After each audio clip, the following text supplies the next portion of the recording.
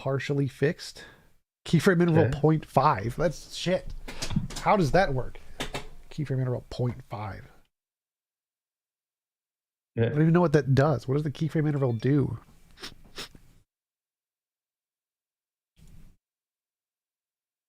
All right, well, it seems to be working. Can we see me on shit? Okay, close Yeah. restream. Let's go to my YouTube and make sure my YouTube is working because tech issues are stupid. All right, looks like we're live. My YouTube. All right, that's good enough. All right, I'll take it. That's fine. All right, looks like we're live. Brett, thanks Sounds for coming good to on. me. Yeah. Would you mind telling us a Go little bit for about it. yourself before we get started? No, I have a little short, hopefully not too boring thing. Brett Robbins is my name. I've been teaching ancient languages and literature, Greek and Roman, especially Greek, at San Diego State for 17 years, and so far, and run a few YouTube channels of different types. One music, one having to do with my field, which is greaseandrome.com. Then brettrobbins.com will take you wherever else you need to go as far as taking a look at stuff. Now, as far as the pretentious looking logo there or avatar, to debate.me, that's an idea I had like 2 nights ago to get started on, because I'm not going to be teaching forever at San Diego State. So kind of want to get into, frankly, what you're doing, dude. I mean, I'm going to get all fanboy a little bit. You truly are my favorite YouTuber. And I've been watching your stuff for 2-3 years now. And, Awesome. So dude, this is exciting to me. So I'm going to shut up. Go ahead. Oh yeah. As So far as the shit, I don't need, I have a couple books you can find on Amazon, blah, blah, blah. So I'd rather just talk to you. I don't give a fuck about me right now. Go ahead. yeah. So go ahead. What do you want to talk about? All right, man. I'll tell you what, after hearing your debates with people over the years, certain things have come up, and I don't have a list here, but I'm going to do my best to ask you about some of them. Number one, as far as Cogito, I think I'm on board with you. I do have some concerns, as you may also. There are some, I don't know, somewhat decent philosophical arguments by various philosophers when it comes to which you hear all the time, the notion of it being circular. And you said you don't think it is. Okay, that's fine with me. But if your only axiom is the cogito, and by the way, I'm coming from the standpoint, I call it an agnostic, if you will, a little more leaning toward kind of a Spinozan pantheistic kind of situation. Maybe similar to you in that respect as well. But it just makes me wonder, if cogito is the only axiom that you're certain about, which I think I agree with you on that, how are you certain? How are you certain of anything else, including, for example, your testable predictions criterion for certainty, using scientists as the main, if not exclusive, source of authority. That's kind of what I'm wondering, and that's a truly, I'm just curious. Yeah. Yeah, so we start with the cogito. I think therefore I am. I have some experiences, and then we realize there's some difference between my imagination and what I'm experiencing. So I imagine a unicorn. I don't see a unicorn. There's some difference between these two things, the experiential world and the imaginary world. So I need to find some way to differentiate between the two. Is X the thing I'm looking at, an imaginary thing or a real thing? And to do Right. that, we need some methodology that accurately describes the experiential things separately from the imaginary things. And the way we do that is future prediction. You notice that your imagination is very bad at predicting the future, but of the things you're experiencing. But some models are great. really good at predicting the future of things you're experiencing. And the models that are really good at predicting things you're experiencing, it's more rational to believe that they correspond to reality more so than your imagination does. Right. I got you, Tom. I absolutely know that that's your position, and most people here probably. What I want to ask though is, if this is where the simulation question comes in, because you do at least grant the the even extreme possibility that we could be in a simulation. Are you someone who believes that, or not at all? Well, it's always possible. It's just unlikely.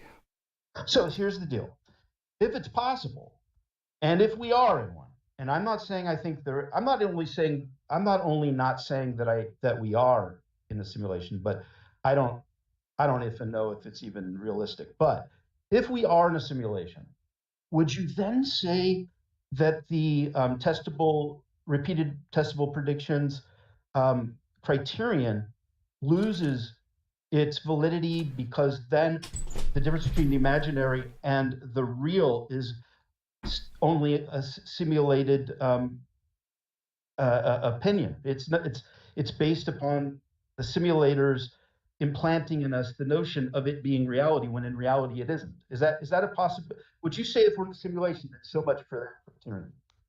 And it's possible, but it doesn't matter. Like the fact that it's possible doesn't make a difference to which hypothesis is the most reasonable to believe. It's still the most reasonable to Okay, believe. yeah, you're right. Yeah, I agree with that. Yeah, cool. Okay, good. Yeah.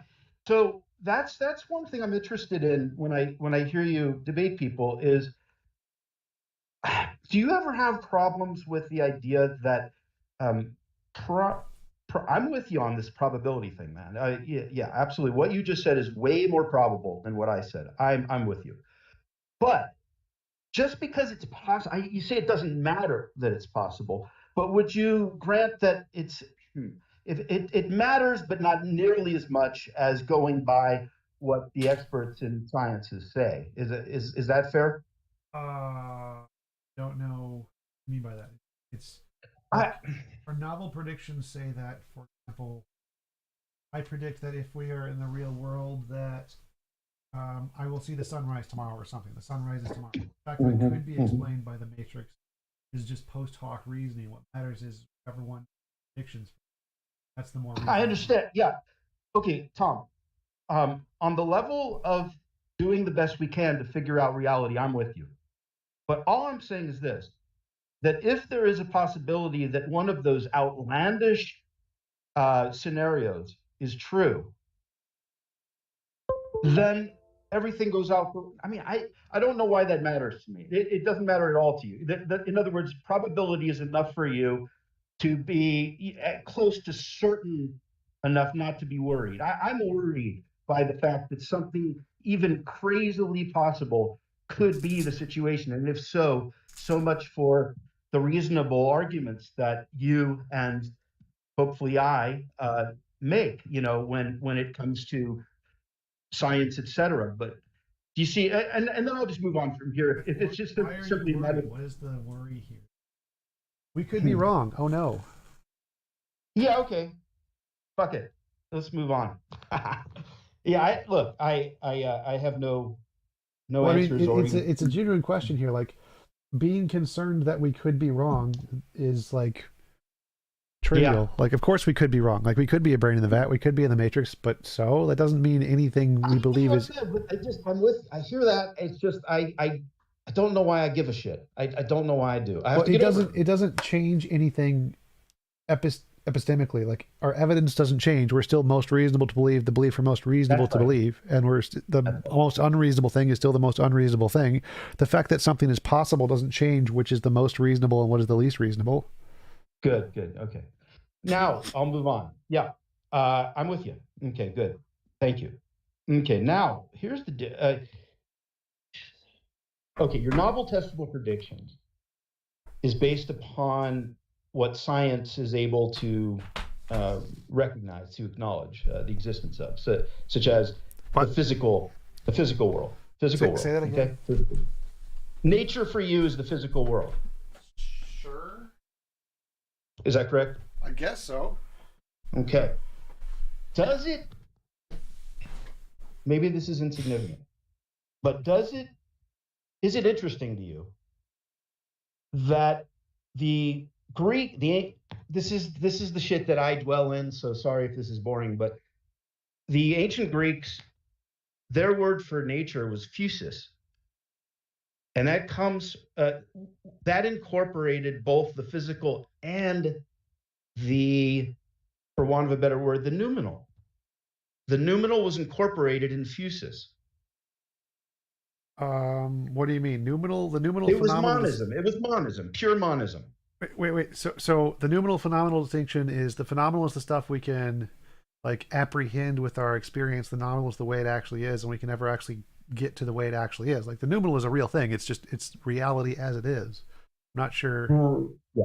Yeah, right. Okay, there's the noumenal in Kant, which is the Ding an sich, the unknowable, because it's not what can be perceived. Yeah, and then in ancient Greece, there's a different notion of the noumenal, which was incorporated in the word that later by the Romans was translated natura or nature, but for the Greeks, their word was physis. Okay, and I'm just saying that their conception of what was later translated as nature, as natura, incorporated both the physical, what we call the physical, and what we call the noumenal. So I don't know if that's interesting or not. In other What words, we call the numinal, as in Kant's numinal, or as in some what other you just numinal? said, as in your definition, Okay. Yeah. So Now, yes, reality has both the phenomenal and the numinal. I agree with that. That's just science. No. Nature incorporates both of them. That's the ancient Greek conception. Nature incorporates both of them. Is it? And so I don't know if that's your sense or not. If it is, then Nature and reality are synonyms in that case. So I don't know. and you agree. Yes. Okay. Then fine. Hey, look, I'm not here to compete. I'm curious about some of your opinions, and that sounds. Then you say you're a naturalistic pantheist, and so Yeah, I'm normally just a naturalist or a physicalist, and I use naturalistic pantheism as a way to counter theistic arguments mostly. okay, but it has the root thea in there, right? Pantheism. So it Yep. means everything is. It's the Spinozan God that you believe in a way. Sort of.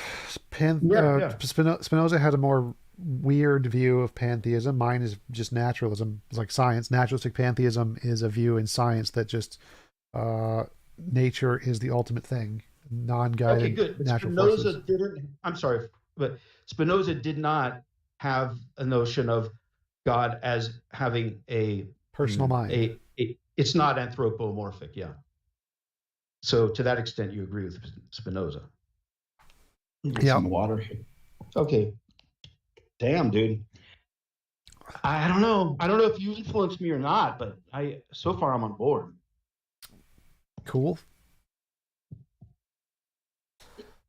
All right. Let me see.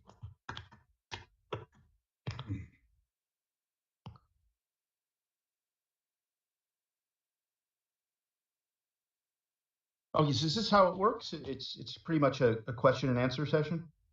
More or less. I don't know. Like, Okay. No, I don't know how it works. d- See. Yeah. So in other words, so far I haven't brought up a topic that warrants a back and forth, I guess. I don't know. I mean, Because I could give a back and forth. Like, so in my view, the the noumena is just another word for the way things are, and the phenomena is just the way things appear to be. And so obviously anything in nature is going to be the noumena, not the phenomena. The phenomena is just our apprehension of things, how it looks to us, not how it actually is. Nature is how it actually is. So it's just the noumena. Mhm. The phenomena is irrelevant to nature. The phenomena is just our subjective Okay, and perceptions. all I'm saying is that the ancient Greeks, with their notion of the physis, which preceded natura by the Romans, incorporated both the appearance and the reality. So they agree with your distinction, but they're both included in what we later translate as nature. I don't know. I find that interesting Why? because, well, it contradicts what you're saying because you're making you're. I didn't know you were a dualist. I am not. I am not a Okay, dualist. so how is the appearance not part of the one reality? How is it separate from reality if there's only one reality? It's in reality, but it isn't like a thing that defines anything of what reality is. They're just imaginary constructs. So imaginary constructs don't correspond to what reality actually is. It's just imaginary, like a unicorn. Thank you. Hey, I'm here to be beaten by TJump. I ain't competing with TJump. I am no dummy. So I'm just curious. So thank you. Okay, so it's an aspect of the Okay, good. It's the further back you pull the camera, the more of a comprehensive idea you get about reality. Yeah. Okay, good. I'm not going to pull my camera back because then you'd see my lack of pants. No, you know what? I'm all for that. I'm all for that. It's all good, man. As long as I see your chair, I am good. You would need to pay me more for that feature. I don't offer that on No. I'm not one of the, what's it called? What's the new thing? Everybody has their thing where they're all OnlyFans? Yeah. Not for me. Let's see. Oh, by the way, let me throw this out. Yeah, I'm done with my questions. Thank you. Beautiful. You and Richard Brown, you want to get fucking rich? I mean, I know you guys are doing okay, but get together sometimes and keep that stuff up, because I watched this. What is it? 6 hours? Twice. I watched that fucker twice, Tom. It's you guys together. I mean, it's unbelievable to me. That guy's amazing. Yeah. That guy's amazing. Well, that was an attempt at a give and take. Are you okay? How are you doing? You doing okay today? I guess so. Kind of stressed because of all the tech issues that happened last week. My dad lost his job, and that kind of sucks. Okay, man. Yeah, sorry to hear that. A lot of that fucking shit going on. Yep. Don't get well, me started. It's kind of his own fault a little bit because he's just not going to take the booster because he's a super Republican type. Mm-hmm. Yeah, boy, these are. Yeah, I hear you, Tom. This is. It's hard to. I do what I can to kind of. We live in the world. This is. I remember when I was your age. I'm old enough to be your big brother. Not quite dad. I remember thinking how boring it was to live in times that were just so like blasé. Like, oh man, those people who live in times where they're, fucked up must, how lucky they are. Well, here we are. I mean, this is never would have imagined, this, and in so many ways, dude. I don't mean one thing or another. I mean a lot of shit right now. Yeah. So I guess that's the only thing to talk about now.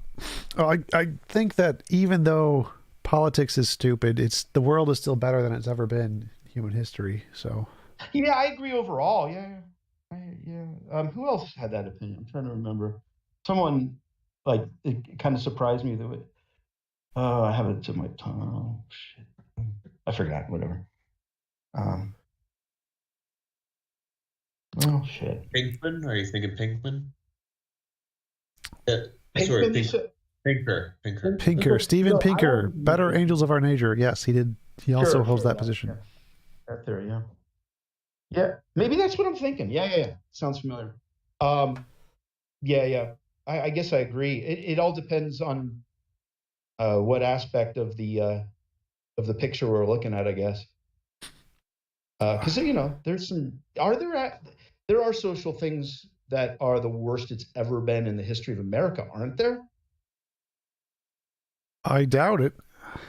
Really? Compared to like slavery and the riots and the what's it? The Trail of Tears and the Japanese internment camps. I don't think so. I don't think we're Nice point. Mass shootings are up, aren't they? There you go. Mass shootings up. That rings a bell. Not that that's worse than all those other things. Just I think if you're just looking for 1 point, that's a bad one. Yeah. I don't think it makes it worse. It's just like a worse statistic. Like suicides are also probably up, but I don't think that makes society as a whole worse or is nearly as bad as all the other things. Believe it or not, supposedly, according to the right places to know these things, suicides are not up during COVID in particular for some reason, which is surprising to me.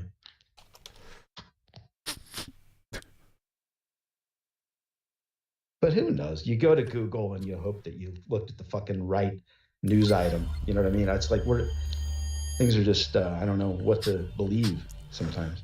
Cosmic is making fun of you in the chat. Tell me, talk to me. He says, you're so drunk. Brett is a nice joke. It's all good, man. Hey, you know what? I hope is everything cool? Yeah, I don't care. Okay, good. I like wine. What do you want from me? I like wine. I like wine. I do not like wine.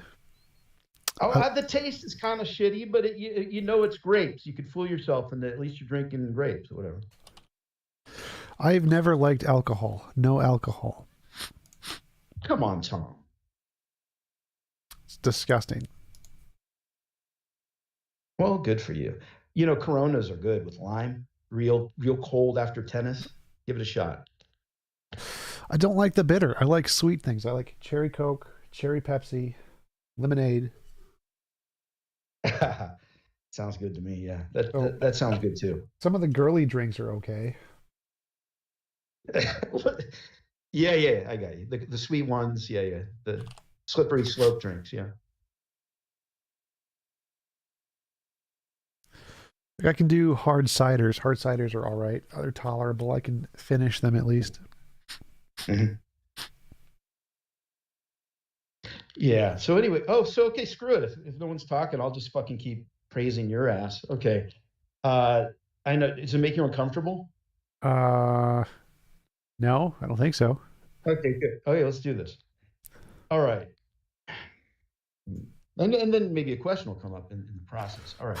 Cherry Coke. That's right. Peter in the chat's like cherry Coke, and I'm just yes, exactly the thing I'm holding. Cherry Coke. Yeah, heck, well, vanilla Coke. I'm not a fan of the vanilla. Okay. Especially like they have a mix. They have like a cherry vanilla mix. Okay, wait. Now you're reminding me. I remember Coke changed their tune in the '90s, where like the new Coke was a flop, and then they tried the new vanilla Coke, and that was a flop. Coke had a problem. Well, that sounds bad, but yeah, it used to be really good where they had the actual cocaine in it. Then they took it out. that was in the Freud days.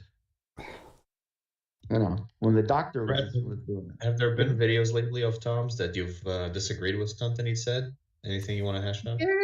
Yeah. What? The Richard Brown ones. Richard Brown's pretty damn good with that whole Kripke stuff.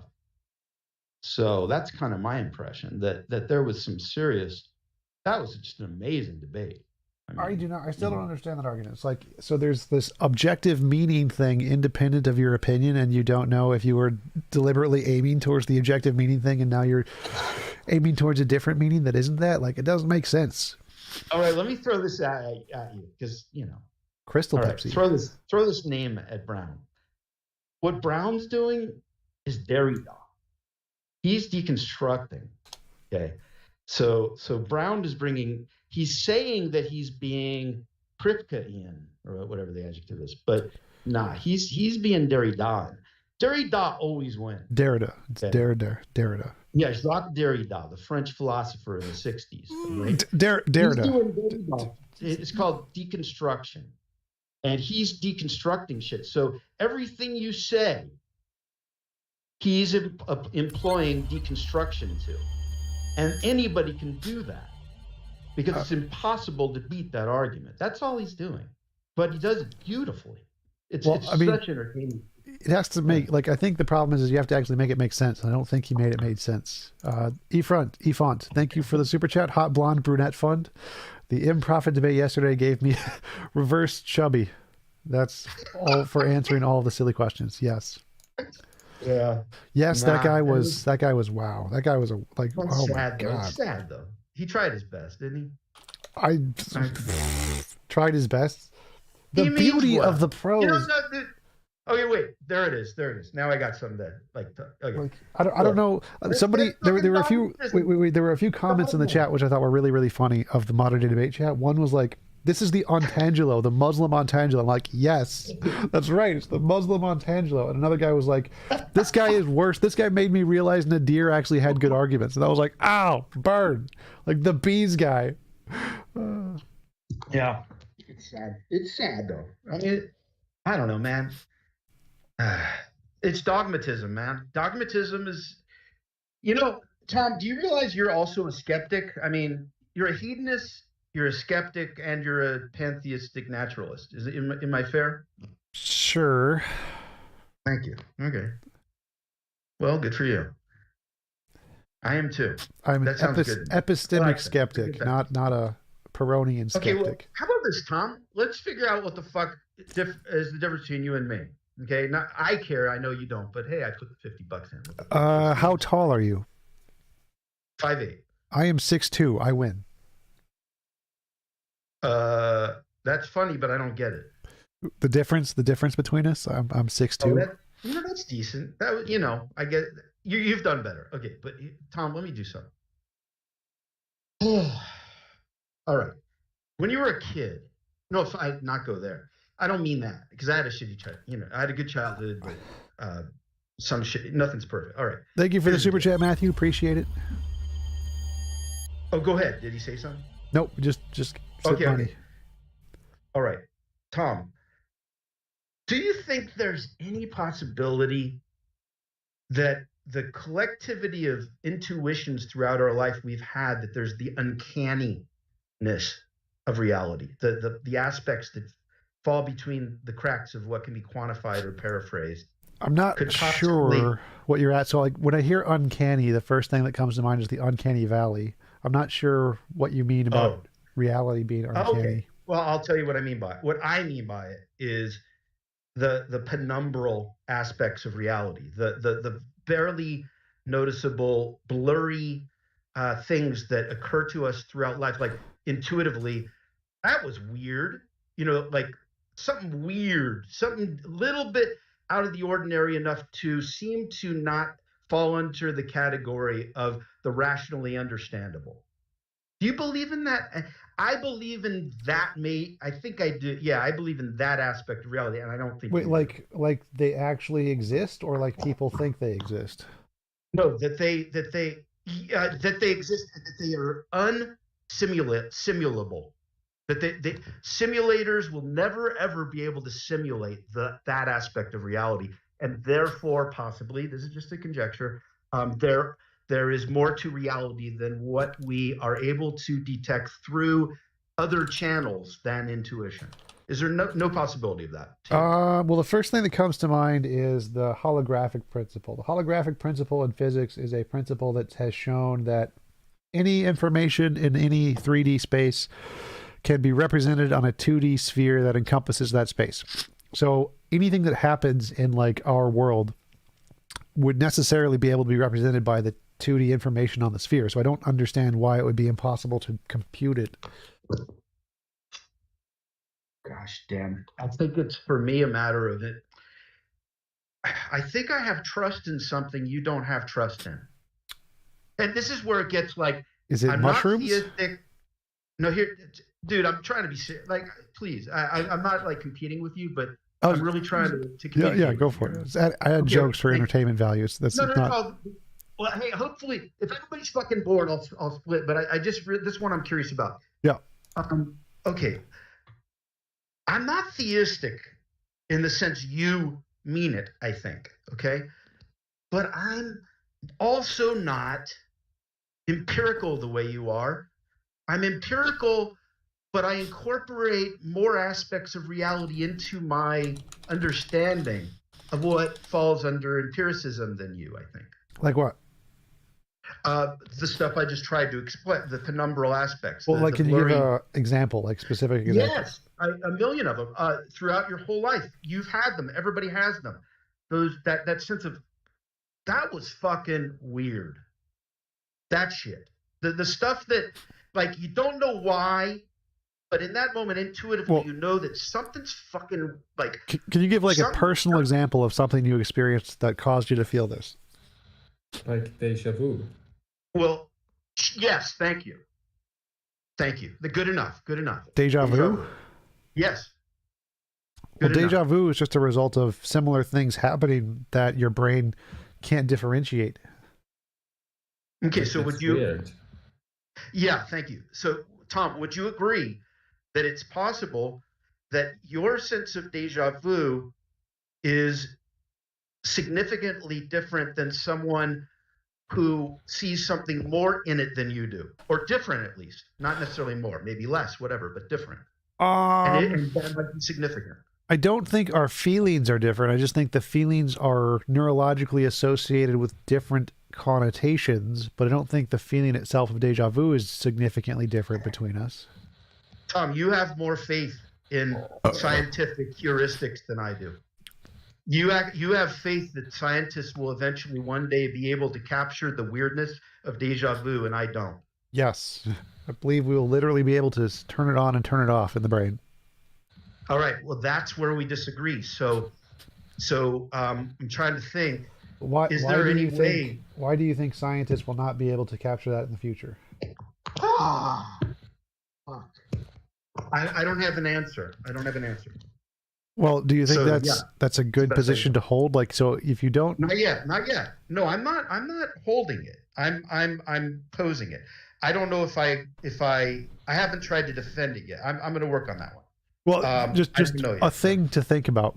If Yeah. like saying, I don't think scientists will do X, and if you are asked, well, why do you think that? And you're like, I don't know. The fact that you don't know something wouldn't ever be evidence or a good reason to believe a position. So it's usually Absolutely. not a You're right. good indication that you have a strong supporting evidence for that position other than just your intuition, unless you can actually give some kind of a good reason why. Well, you that's think the thing. That's the thing. It is strictly intuition, and I have trust in strict intuition in a way that you seem not to, and that's fine with me. Yes. Well, why do you trust intuition? Isn't there a lot of scientific evidence that I intuition is fucking wrong? trust intuition intuitively. So I guess that's presuppositionalistic in a way, isn't it? Well, circular, not precept, but yeah. Okay, thank gosh. Okay. I can live with that. I'm circular. I dig it. I like circles. What's the difference between circular and presuppositional?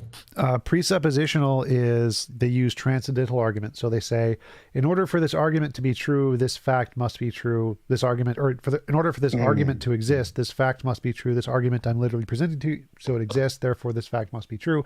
Circular is just where the premise is in the conclusion. So transcendental is worse than circular because it's saying that for the argument to even exist, this thing must happen.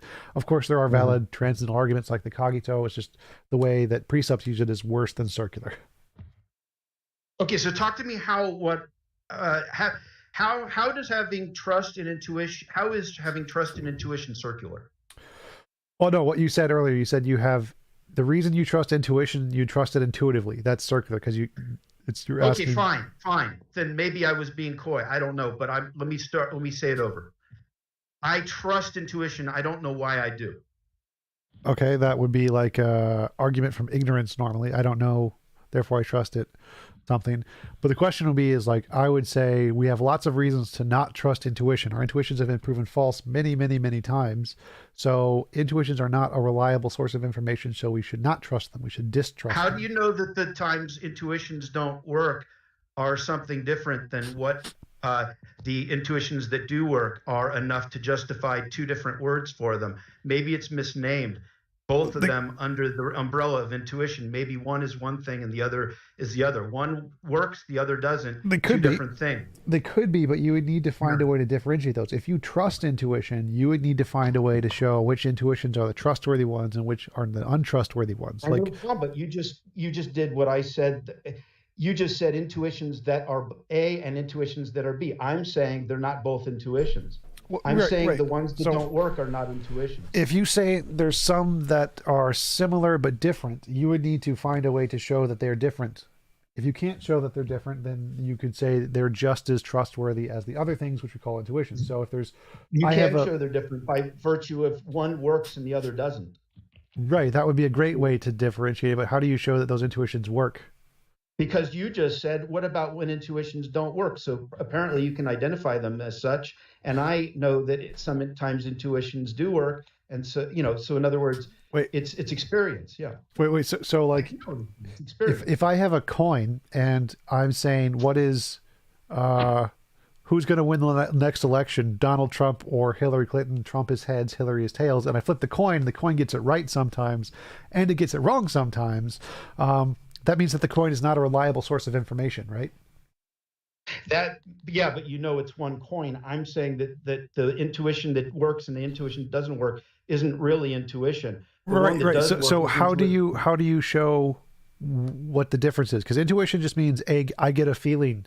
I get a feeling that this is the case. That's what intuition means. So I get a feeling that this is the case, or I don't know who's going to win the presidential election, or what number If you define intuition that way, that's fine.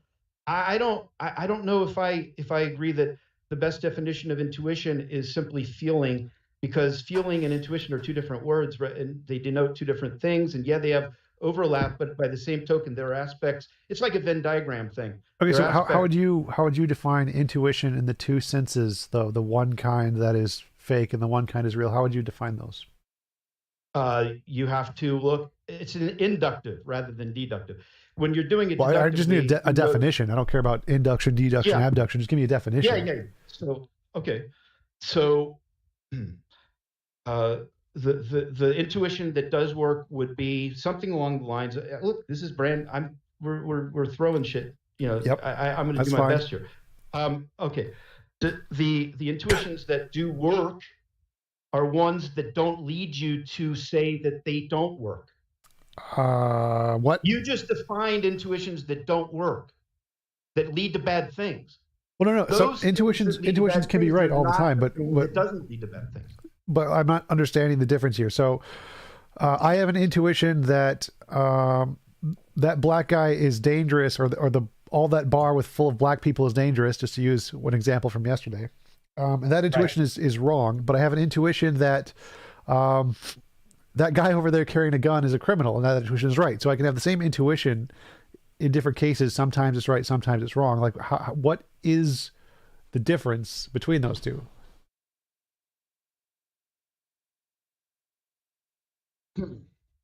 That's one way of understanding intuition.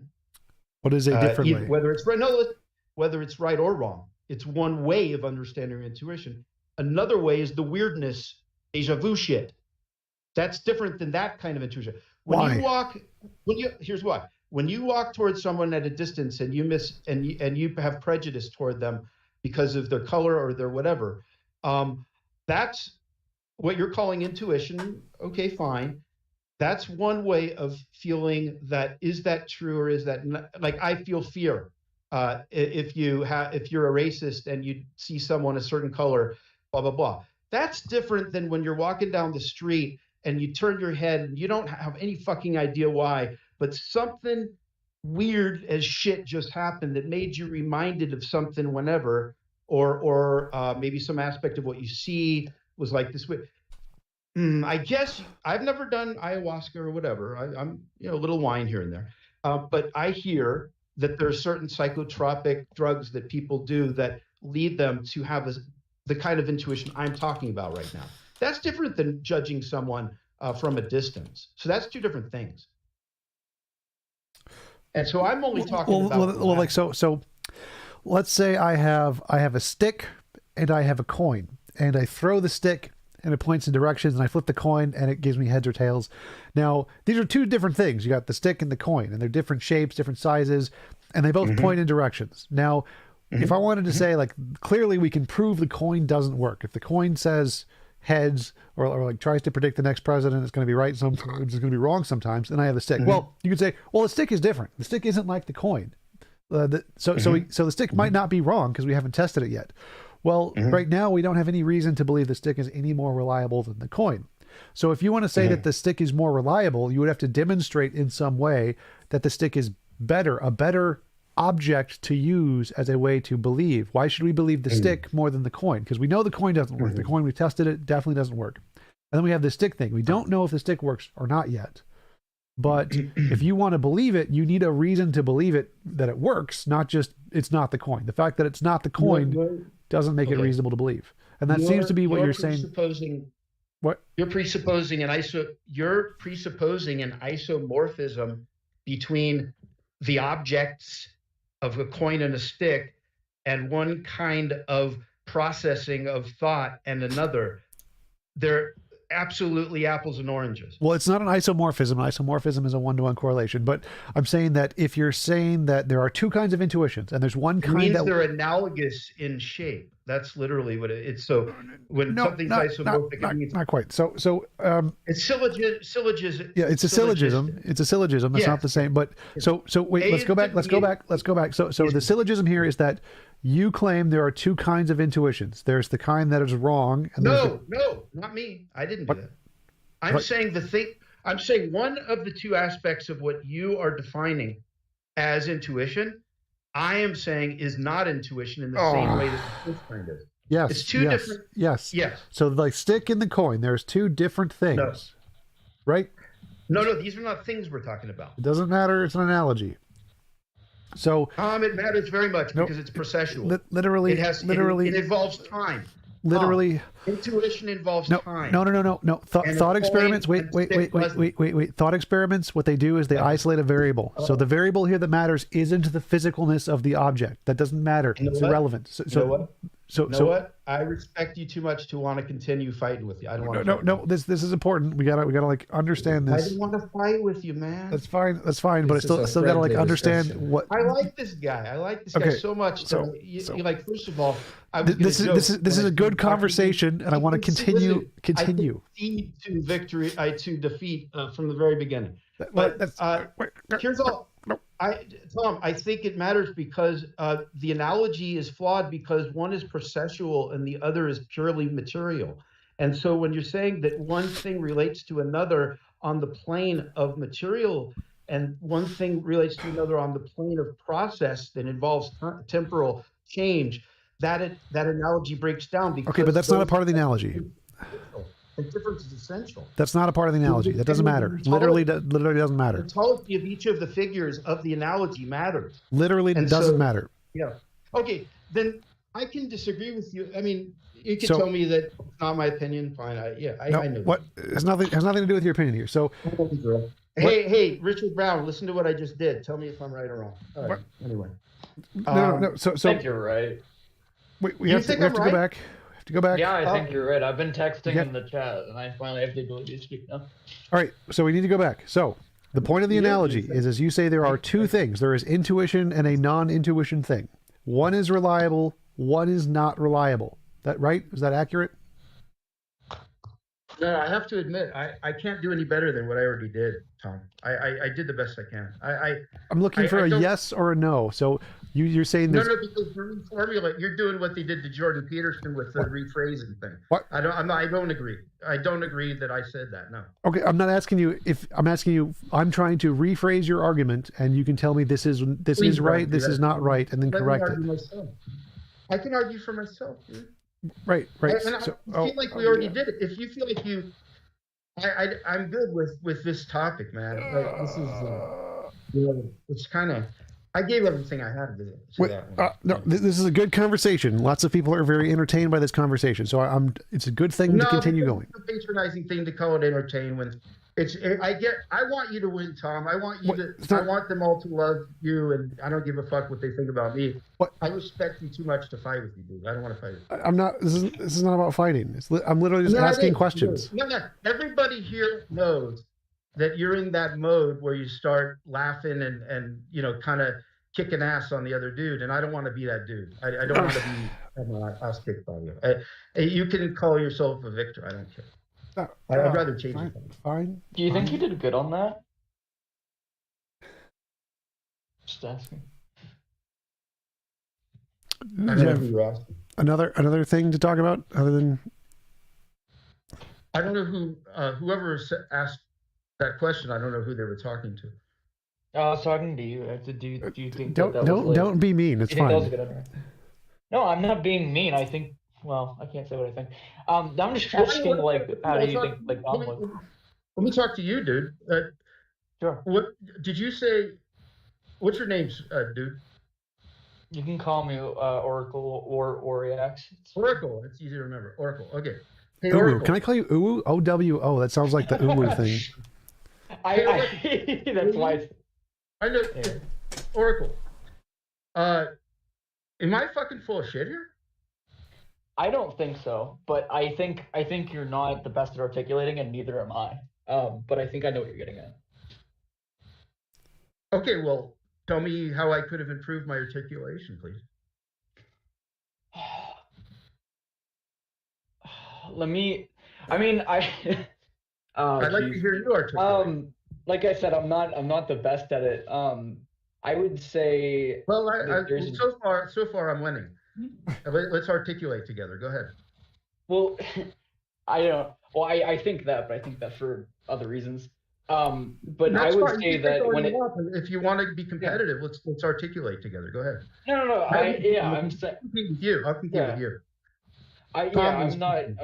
What? Can we get back to the point? I'm still trying to focus on the point here. So, phrase his argument in a way that makes more sense to me.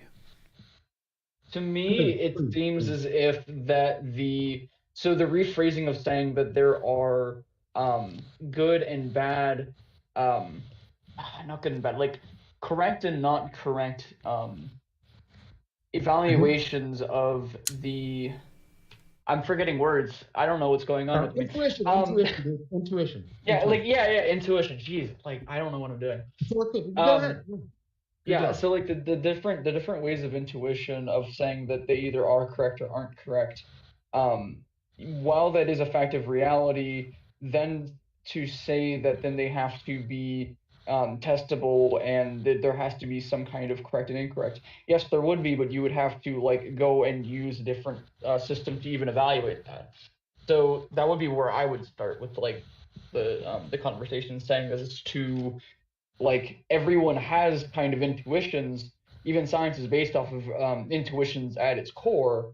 So if we remove all intuitions, like you said, then we would have a problem because then you get rid of all science and empiricism. So you can't do that, obviously. Okay, so I would agree with pretty much all of that, but the part I'm saying is are there two intuitions, or there's two kinds of things, either an intuition and a non-intuition? Because he said the second thing is not an intuition; it's a different kind of thing, and that's fine.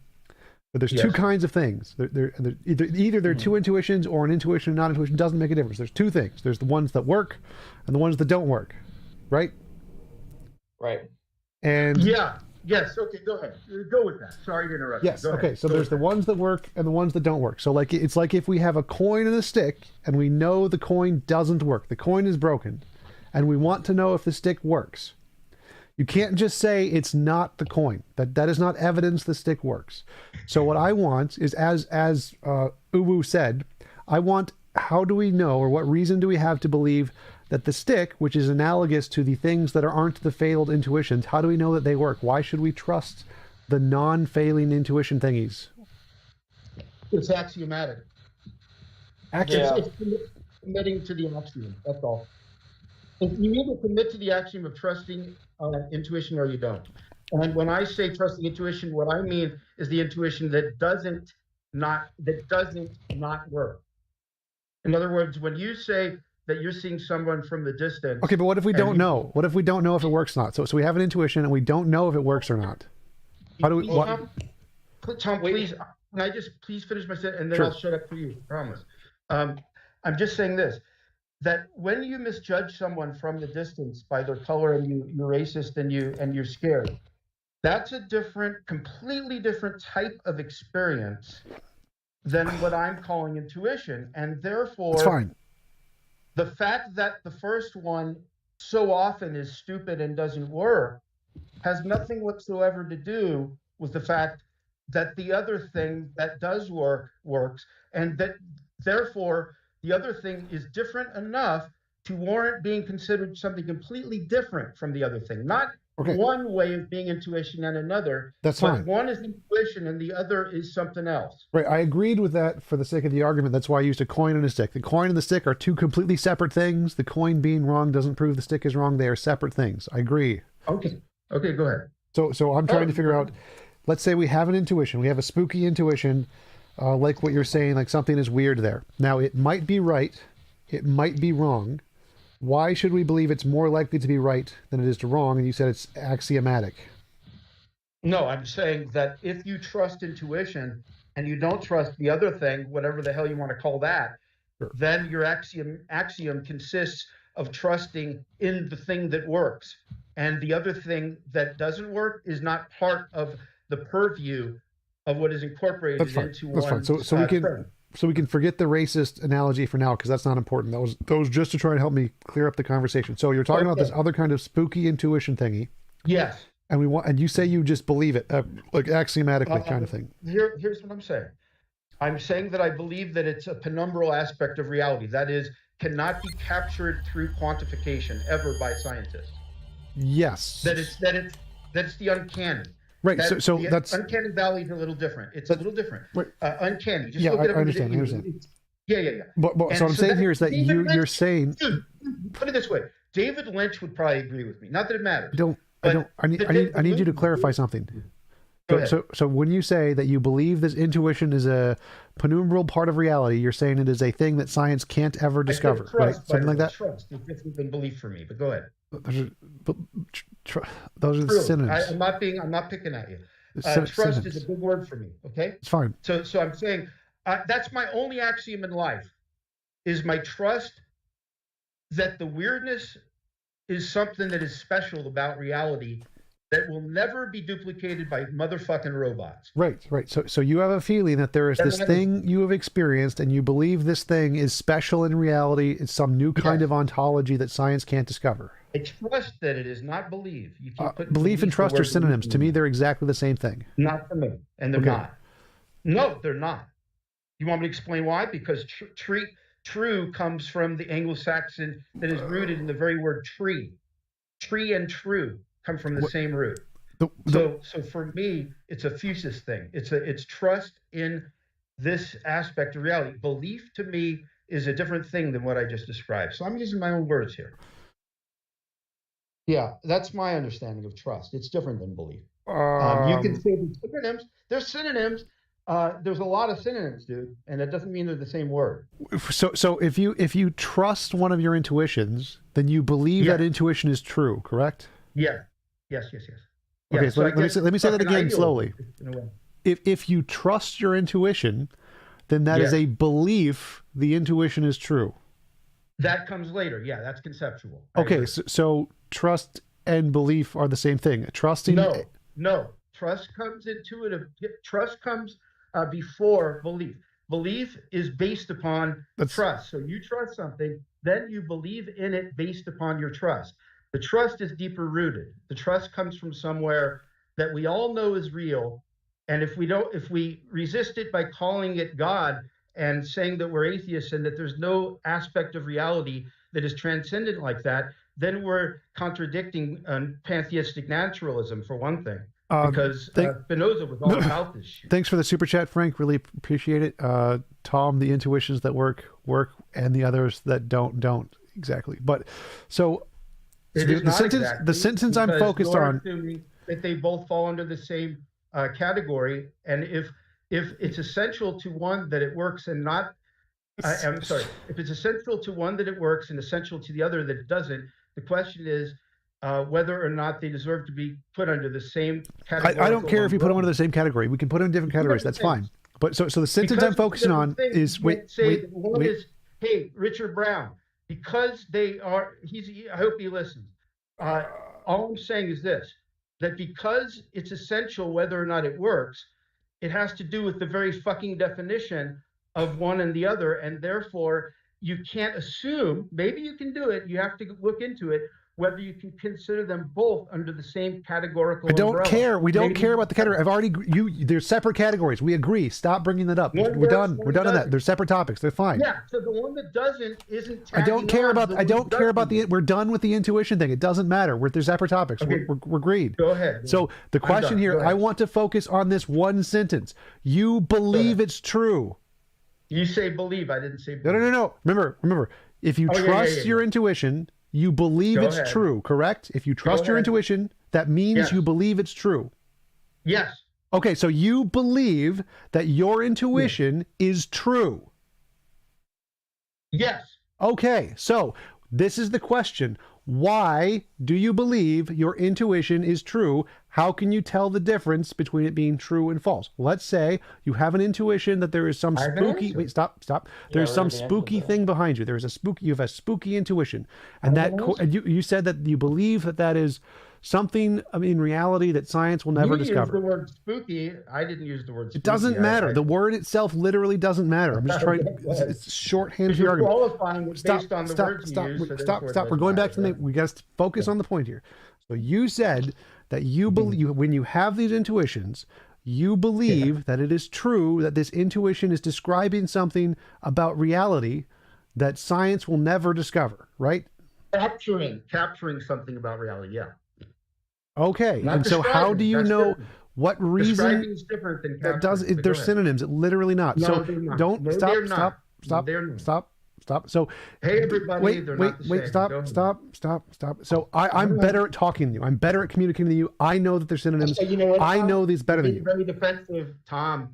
Very defensive. We need to get to the point here. So The more defensive God. you are, the more transparent. oh my that God, is. just Can I actually stop. answer the question that Tom raised? Yeah, go ahead. Yeah, so well, at least I tried to already answer this question by saying that these are axiomatic things. Yes. And so because they're axiomatic, asking, well, how do you justify them is not you're completely your entire question is malformed. No. I thought you would know that, Tom. So Right, so you want me to justify an axiomatic view? no, I'm saying. Well, listen again. So. You have a belief, you have an intuition that there is some spooky or whatever word you want to use for it, sensation, and you believe that this It's based on something more than belief, though. Yeah, the belief is on we literally just went over this, and you literally just agreed. You believe it's true. That's a belief. Done. You're done. Sure. So that's a belief. You have a belief it's true, and you believe based on an axiomatic sense of it. Yeah, we're not there yet. Slow down. So you believe it. Stop. You believe it's something that science will never discover, and you believe that is true. What is that science? It's a thing science will never discover.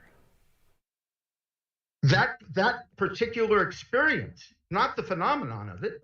I'm not saying it'll never. Dude, I am not at all saying they'll never discover the process of deja vu. I agree with that. I'm saying that one particular experience I'm having subjectively in that moment is something that can never be duplicated. Okay, we're making progress now. That's good. Progress is good. So you're saying good. The conscious experience is something science will never discover? Neurologically, I'm sorry to interrupt. Neurologically, okay, one day they will fucking absolutely chemically discover what deja vu the fuck is. I'm with you. Great, perfect. I'm saying my experience, my own experience that is non-intersubjective, ever. It can never be transferred through language, through tone, through any symbolism. It is something that is purely within my head. Therefore, it is real, and therefore it's what you call imaginary, but it actually is an aspect of reality that just because it can't be duplicated or quantified or paraphrased by science doesn't mean that it's not part of reality. Yes, science doesn't mean it can describe everything. So the point you're bringing up, you could have just said hard problem of consciousness. That would have been much clearer. Hey, if you missed that, that's fine. I thought you said that science will one day be able to discover everything. I was talking about the phenomenon of deja vu. We would discover what the phenomenon is, where it is in the brain, what causes it. That's what I was talking about. You were talking about the experience itself, the hard problem of consciousness. I misunderstood you. Sorry about that. Yes. Yeah. Sorry about that. So that's what I was trying to clarify this whole time. No, well, you didn't say Tom, you could have just said you're talking about chemicals. What's that? No, I said we're not talking about. If you weren't talking about the conceptions of it, you could have just said you're talking about chemicals, and that would have cleared the whole conversation. Yeah, it's more fun to draw it out. What the fuck? I mean, yeah, but it's also not like. Do you read a lot of Descartes? Get it out of your system. Heidegger's much better. That it's good to go in places that are uncomfortable and that require a lot of, Claritas is overrated, man. No, Heidegger and Hegel are garbage, and all they do is obfuscate and don't ever get to the actual point and make no progress. Have you read, Tom, of the 1,000 pages of Greater Logic? How much have you read? A lot. It's garbage. It's part of the philosophy curriculum. Be real. Out of the 1,000 pages of Greater Logic, how many did you read? I don't know. Well, how can you call it garbage if you haven't read it? That book is not garbage. Trust me. Hegel's writing style is garbage. Listen, late Hegel, not necessarily sucks, but early Hegel is different, okay? Greater Logic is a fucking artwork. It's absolutely, you know, I agree that it's really, really difficult. But he goes in places that are really amazing, really interesting, what he does. His version of logic is based on logos, not on traditional logic. So it's not an attempt to be clear at all. But, you know, and Heidegger, who else did you say? You said Heidegger is garbage. Is that what you just said? Yes. Okay, well, he's a fucking Nazi, so that's fucked. But I'll tell you what, when it comes to some of what he does with his writing about technology, for example, very prescient, man. I don't know, why throw everything out? Why say someone is absolutely shit? I mean, you know, that's just because it's not fair. Intellectual is what it is. Because the purpose. I mean, if you want an actual like, that's uncharitable. Let me answer his question first. So, you can say that someone is shit because the point of philosophy is clear communication and expressing ideas, and if they don't have clear communication, they're shit at philosophy.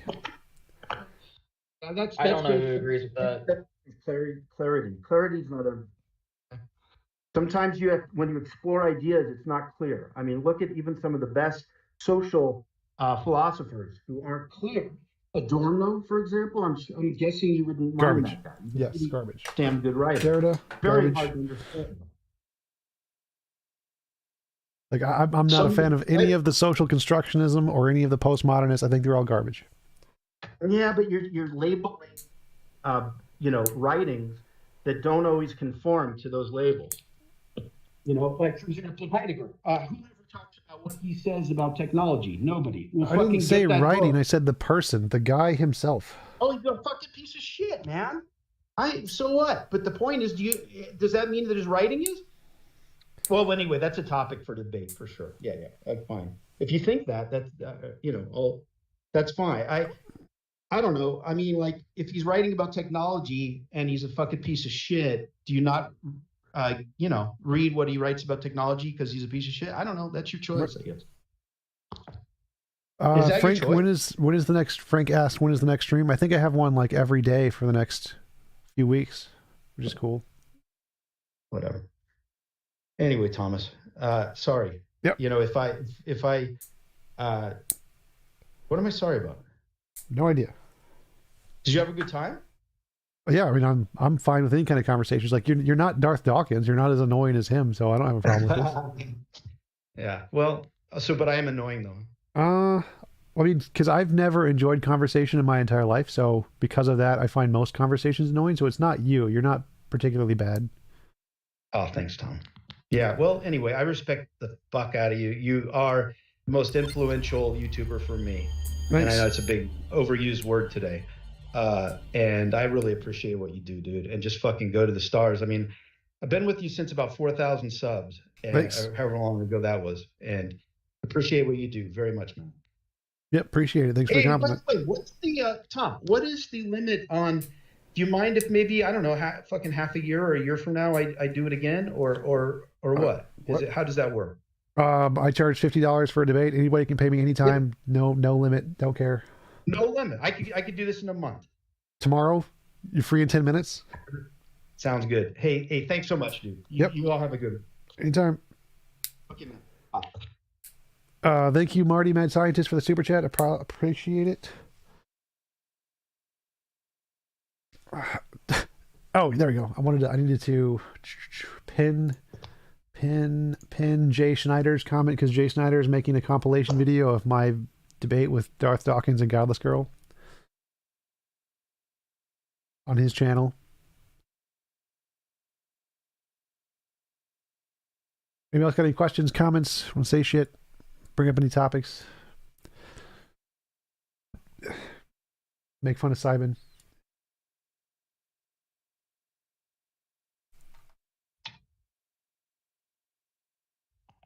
I just kind of exist on your server. I don't exactly know why.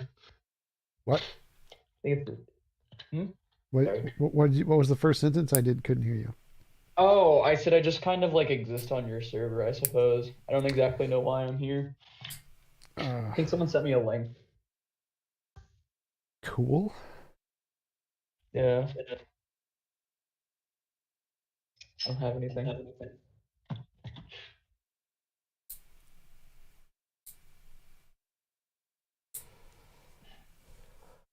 So, Beowulf? Actually, can I ask you something about something you said before the silence here? Sure. So you said you like never enjoyed a conversation, and isn't that, I mean, pardon me if I'm wrong. I don't know too much about you, but isn't that kind of like all you do is like the Yes, debates it and is my stuff? occupation now. Oh. It's called irony. I suppose so. All right, that was it. I just thought it was a weird comment. yeah, I was gonna say that that's probably one of your highest compliments is Darth Dawkins. You aren't that annoying, or something close to it. I do don't- think it was funny that he called you out on the genetic fallacy with the Nazi guy. Yeah, like I didn't want to bring it up. Like the reason Heidegger and Hegel are shit has nothing to do with their heritage. It has to do with the way they express ideas in their books. It's unclear. It's meaningless gibberish. Like it doesn't express any coherent ideas. It doesn't have anything to do with him being a Nazi. I never mentioned he was a Nazi.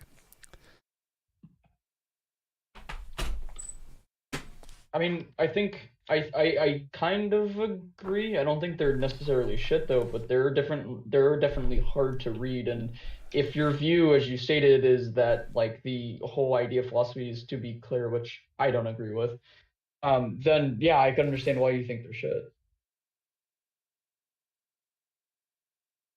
And Why don't you agree with the point of philosophy being clear? well, I think that philosophy is just more of a how do I phrase this? I think it's more of a existential thing that humanity came up with from observing the world and having beginning to have free time, especially. So I think it was more of a way for him to analyze his meaning and come up with other things as well. So to me, philosophy is more of a way of looking at life. It goes into worldviews, it goes into how we know things, that sort of thing. So it's more of a discovery rather than clear thought. I think you're thinking of good communication, which is important, but it doesn't have much to do with philosophy. So philosophy, the word just means the love of knowledge. The whole point of philosophy was originally created in Greeks as a way to assess reality. Like it was the natural philosophy was the precursor to science. So the whole point of philosophy was a way to discover and express truths about the world. Yeah, truths and lies can be like told in a very similar way, but that doesn't like if that's the goal of philosophy, then you can have someone who's just really good at telling lies, like, as brought up the Nazis, and people will believe them. And it doesn't necessarily mean that like the Nazis were right. I mean, Yeah, certainly we don't think that's how that. religion works. Yes, I'm familiar with that. But clear communication, the only way to defeat that is by making clear expressions of truths. So the philosophies that win are the ones that are the most clear and the most easy to understand, because that's what's effective at changing people's minds. So the reason the goal of philosophy is to make the most clear communication of ideas is because that's what convinces people. That's what causes people to go to your ideology. That's why people like Heidegger and Hegel have very small followings, because they're very unclear. If you, and I don't know if they're correct or not because they're too unclear, but the people who are very clear, like Bertrand Russell, the Venetian Circle, Kant, Hume, they have very big followings because they're very clear with what they're saying. It makes a lot of sense. So the reason in philosophy the goal is to be clear is because that's how you make your name famous and make progress in the field. Okay, so It's literally one of clarify- the things that are taught in philosophy courses is that your goal is to be as clear as possible. and express your ideas as clearly as possible in all of the papers for both science and philosophy. This is like one of the things that's taught in every single course. You must be clear. Okay. So just to be clear myself, it to you, well, at least as you understand it, because I can't speak for all philosophy classes. I certainly wouldn't put myself to that standard. But to be clear, it sounds as if you're saying that it's just about getting followers and getting clout rather than actually looking at the ideas and being correct. Is that accurate? The point of publishing books and publishing papers is to spread your ideas to other people and have them think about your ideas. That's kind of the point of publishing. So there are some philosophers who never published anything, like Socrates. Socrates' goal, he didn't publish or write anything because he didn't care. But if you publish and write books, the point of publishing and writing books, especially academically, is in order to make an influence in the field. That's the reason you're publishing books. Okay. I don't think that was related, but all right. Like, I mean, that's correct, I guess. The influencing people, getting followers, getting people to take your ideas. Yes, I want people to read it. Like, yes. Yeah. So if you want people to read it, why do you want people to read it? So that they understand it, that they like listen to the ideas, right? Something like that. Yeah, I mean, yeah, obviously. And so if you want them to understand it, the best way to do that is to make it clear and easy to understand, isn't it?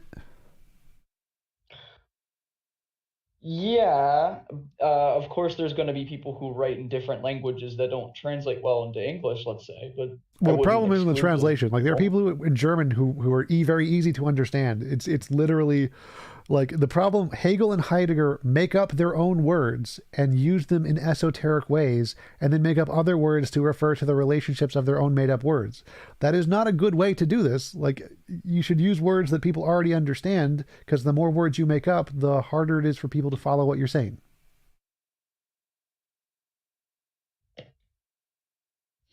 Yeah, I wouldn't right, I wouldn't disagree with that, but I still try to follow those things when I read those books. But I mean, I'm no expert on any of this stuff anyway. So I mean, yes, the goal would be to try to follow them, but it's harder to follow them if they're making up their own terminology that's never been used before. Yes, that's why you want it to be clear.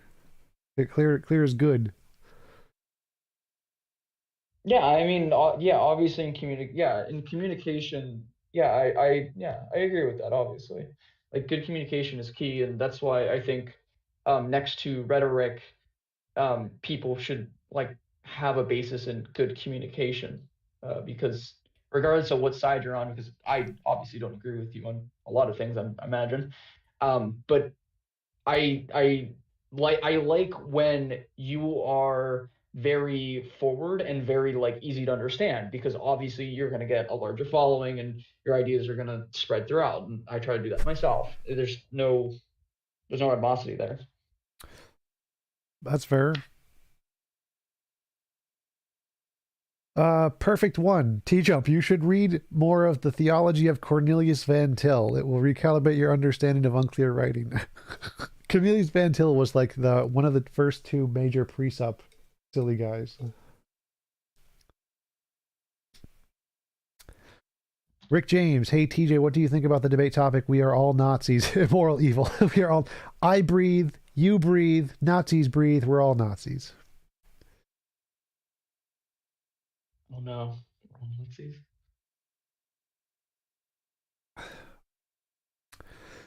Jay, what band are you in?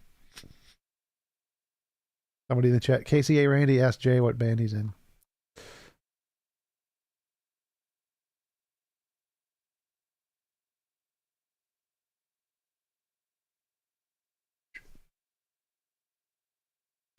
Anybody else got any questions, comments, things they want to talk about? Topics, philosophy, morality, God?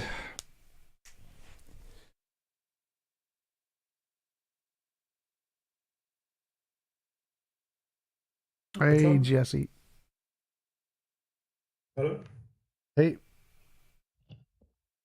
Yeah, using the metric of clarity, I think your idea of morality is scores very highly, very clear and succinct idea, very simple to understand. Thank you. Bullshit. Compared to somebody like Heidegger or Husserl, but that's not my main question. My main question is, have you actually debated that idea, your idea of morality, with any kind of full-time professional philosophers? 3 or 4. Didn't you? Yeah, okay. I think I remember Alex a debate Malpass. yes, that's the one I was going to mention. How did he receive it? Did he take your ideas seriously, or not? I can't remember. I think that was the first time I ever really discussed it, so I didn't have my ideas very clear back then. So I think from that conversation and other similar conversations, I've made it far more clear. So I don't know what his position is from the clear view, because he wasn't understanding it very well. That was the problem back then, because I don't think I had the ability to explain it at the time. And have you? I mean, do you intend to discuss it with any other kind of frontline philosophers? It'd be really interesting to know more opinions on your view. Maybe. I think I invited a few ethics people, but I haven't heard back from them yet. Right. Do you intend to try to make an attempt to publish anything on that? I mean, not until I have a publisher, because I don't want to self-publish. Oh, okay. Yeah, okay. Because it's a big effort, yeah. To try to do something like that. Not being a professional academic, you know. Yeah, and I don't really want to publish in an academic journal, because academic journals are you don't get any money. I want to publish a book. Yeah, sure. Sure. Garrick Austin asks, how much money is saved for thy holy atheist church? About 30 grand right now I have saved in my bank account. Real truth. Are you pro-patriotism? I guess. I don't see a problem with patriotism.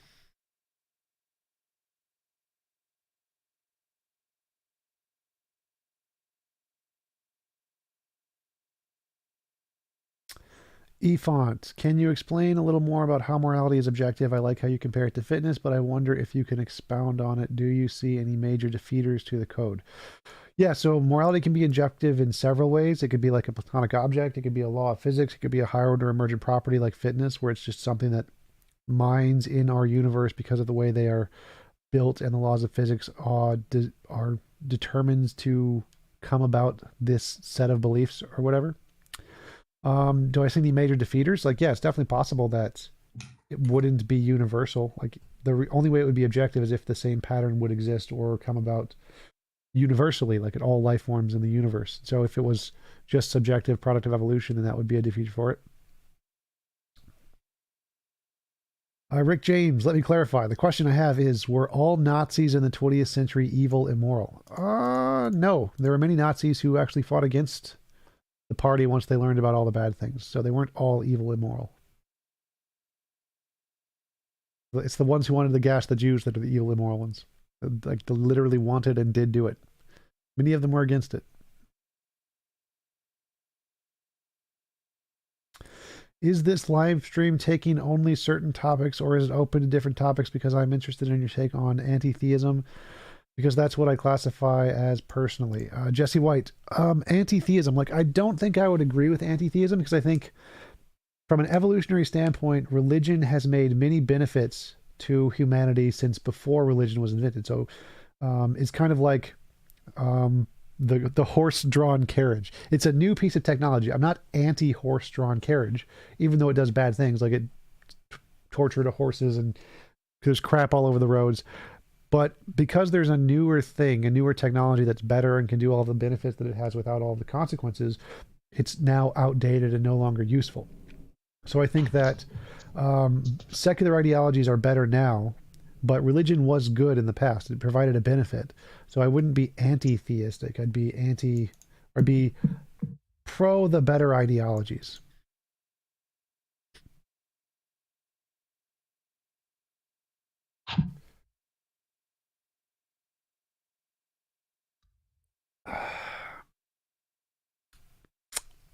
Hey Ziz, I like your Harley Quinn picture. Thank Was that you saying that, or are you reading off the thing?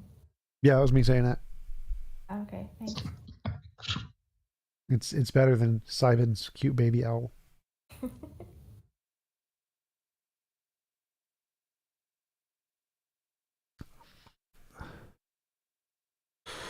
Garrick Austin, which topic would you love to debate Muslims on next? I really liked all the ones I've done against Muslims recently. So, like, which is a better ground of morality? Which is the solution to humanity? Which is a better ideology? Which has more evidence? Those are all good topics for Islam.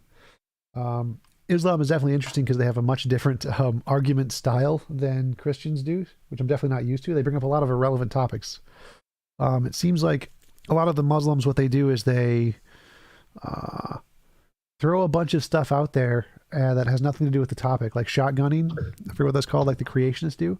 And so getting used to debating them is a different experience than debating Christian theologians. Efont, does James from Modern Day Debate smell nice? He seems like he would. I don't think he smells like anything. He's very cheap. He doesn't spend money on perfumes. He wouldn't do that. Javier, Tom, Eddie from Brute Pack's podcast said to DD that the Euthyphro dilemma is not a dilemma once you take one horn. According to William Lane Craig, it's not a dilemma for Christianity. Is that right? So the Euthyphro dilemma, the way it's originally phrased is something good because God said it's good, or did God say it's good because it's good based off some independent set of criteria? That's a true dilemma, but William Lane Craig and phrases it, he changes the phrasing a little bit. William Lane Craig and most theists address the argument, is something good because of God's command, or is it good because of something that has nothing to do with a God? That would be a false dilemma. So, like, because it could be a part of God that isn't his commands, and that would still be a part of God. So the false dilemma that theists are responding to is the claim that either something is good because what God said, or it has to be good for something that has nothing to do with a God whatsoever. And that's a false dichotomy. But the correct dilemma is something good because what God said, or is it good because of any other reason other than because God said so? That's a true dichotomy. P or not P is a true dichotomy. So it would be like, am I 6'2" because I said so? Or am I 6'2" for a reason completely independent of myself? Well, neither of those. I'm 6'2" because my body is 6 feet 2 inches. So it's because of a reason that is contingent on me, but it's not because I said so. So that's the main. It's kind of an evasion tactic. I think theists understand what we're trying to say. They just avoid it, but I'm not sure.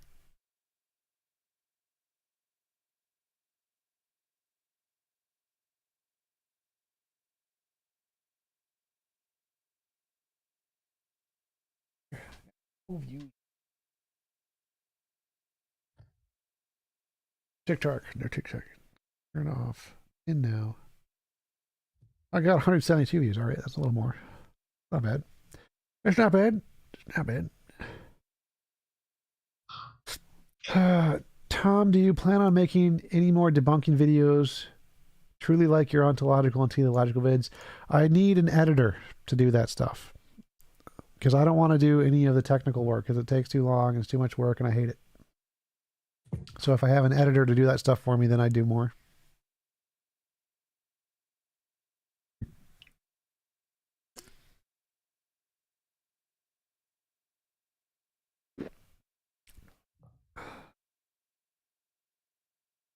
Because they didn't get any more, like, they didn't significantly get more views than my other content. So it's like not worth like investing in a lot more money for it.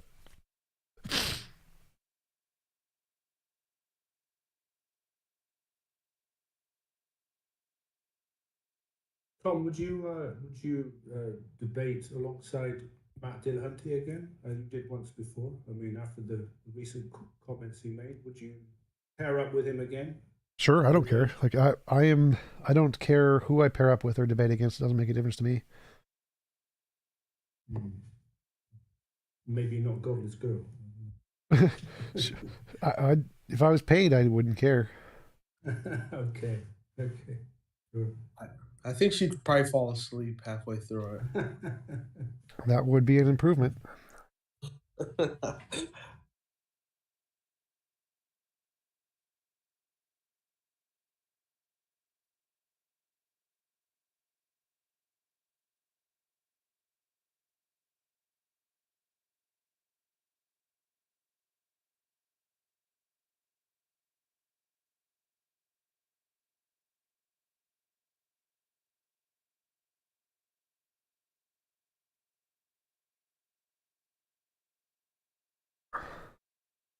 Hey, Tom, there's these Muslims on the Clubhouse app, Yep. and they discuss philosophy quite often. They were talking about something about how what's fundamental is independent or something like that. And I was just wondering if you would ever debate any of them. Sure, if you can get them to come on the Discord or on my YouTube channel or something. Clubhouse, I don't like going on Clubhouse. It's harder to record. Yeah, I understand.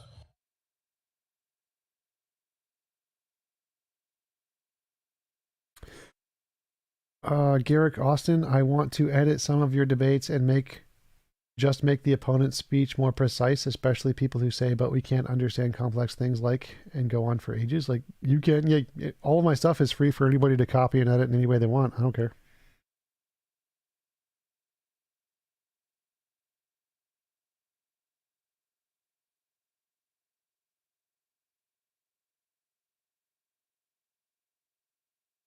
Hey, Tom. I have a question about your objective morality Sure. ideas. So you more or less, from what I understand, think that pretty much like everyone should have a choice with regards to like what they want to do and what they want to happen to them. So I sort of have a question about the whole idea of like consent and how would that work in this system?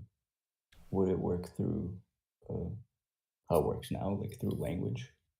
No, it'd be like a law of physics. It'd be literally physically impossible to force anyone to do anything they don't consent to doing. And how do you consent? I would like to do this. So you use language. Or desires, intentions. It could be psychological. Can that be like interpreted or misinterpreted depending on like no which community you're in and things like this?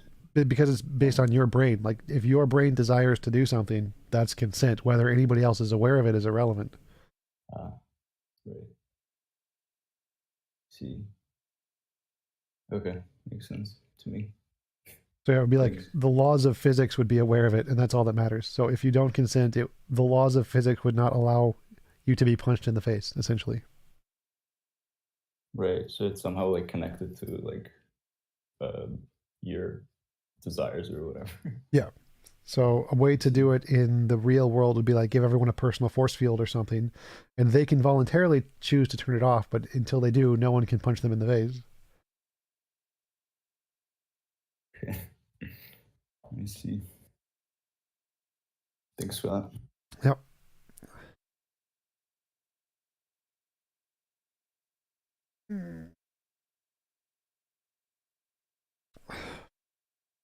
Peter Wint, if God isn't real, who keeps igniting my bushes? Thank you for the super chat. I believe that is your wife. Your wife is the one doing that.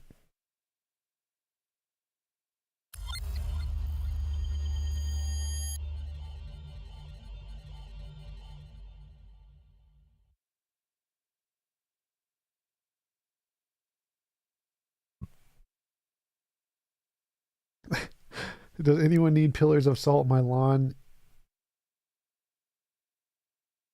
is full of the damn things.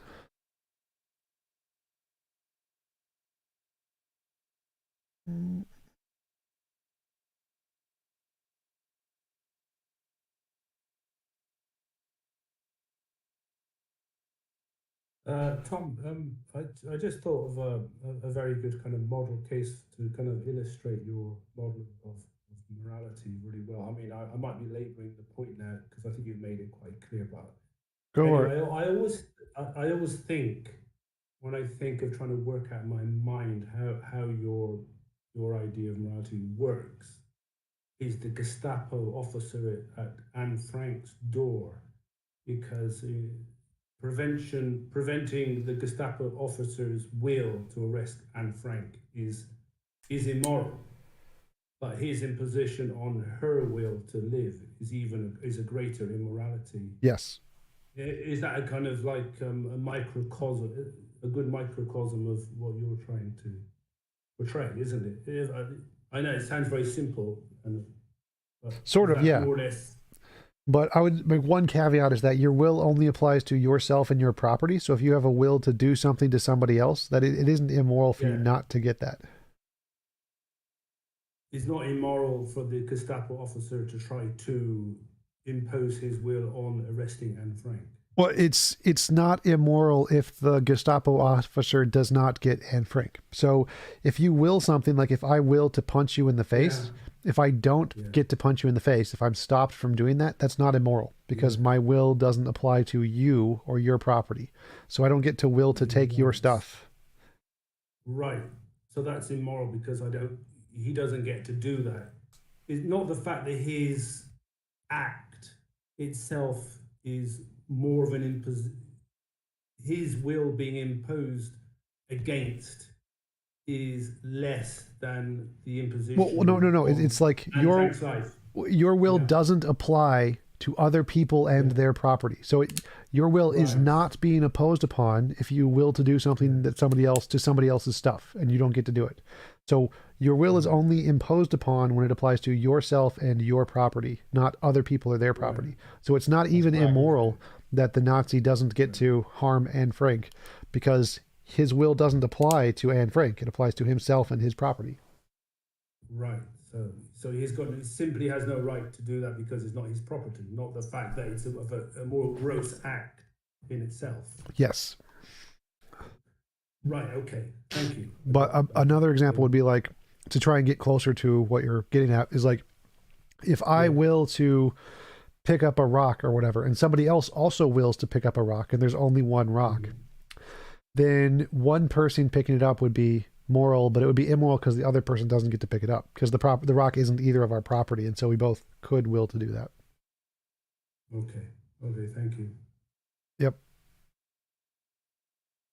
CP, what do you think about the idea that theism is incoherent because the gods that have been presented are unfalsifiable? Well, unfalsifiable does not mean incoherent. Incoherent means like it literally doesn't make sense. So like saying a round square or a thing that is and is not itself at the same time. So incoherent means it's gibberish. Unfalsifiable just means you can't demonstrate it's like provide a way to demonstrate it's false. Yeah, if it's unfalsifiable, you can't prove it to be even valid. No, it could still be valid. Can it? Oh. Yes. So I could use the existence of the flying spaghetti monster and be valid with it. Yes, valid just means the conclusion follows from the premises or that it makes sense. So the ability for it to be possible is perfectly fine without it being falsifiable. Things can be possible without them being falsifiable.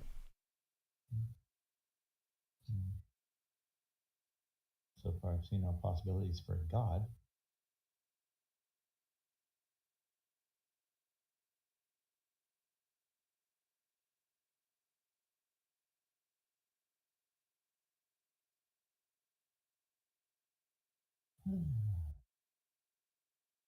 Are we live on YouTube? Yes. Just asking. I don't want to ever make a mistake again. Jesse White, Tom, do you find God's existence to be more of a fun debate for you, or is it the religion Christianity harmful debate?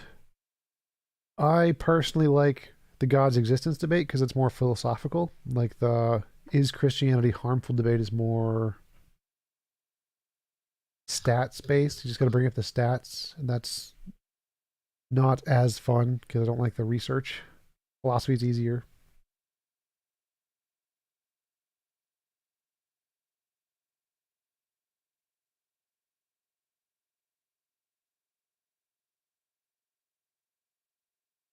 Garrick Austin says hello from YouTube. Hello from YouTube. See ya, Jay.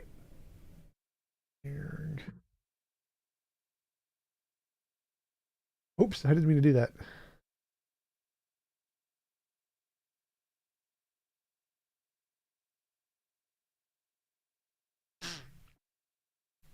I accidentally deleted one of his messages. Did not mean to do that.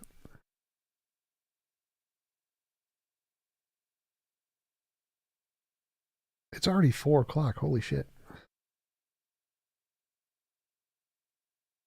All right, anybody else got any interesting things to say? Stuff they're doing?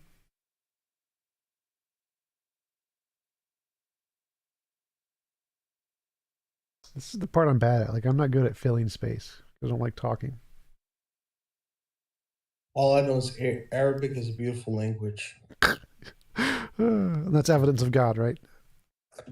Yep. Have I ever debated a Scientologist or a Mormon? Yes, Efont. I've debated several Mormons. There's one with El Kwaku something on my YouTube channel, and I think a few others. Don't know about Scientologists, though. I don't think they debate much.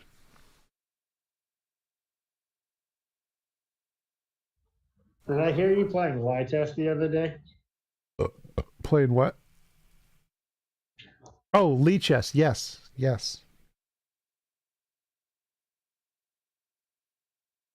Yes, I play Lee chess when doing stuff on leechess.com.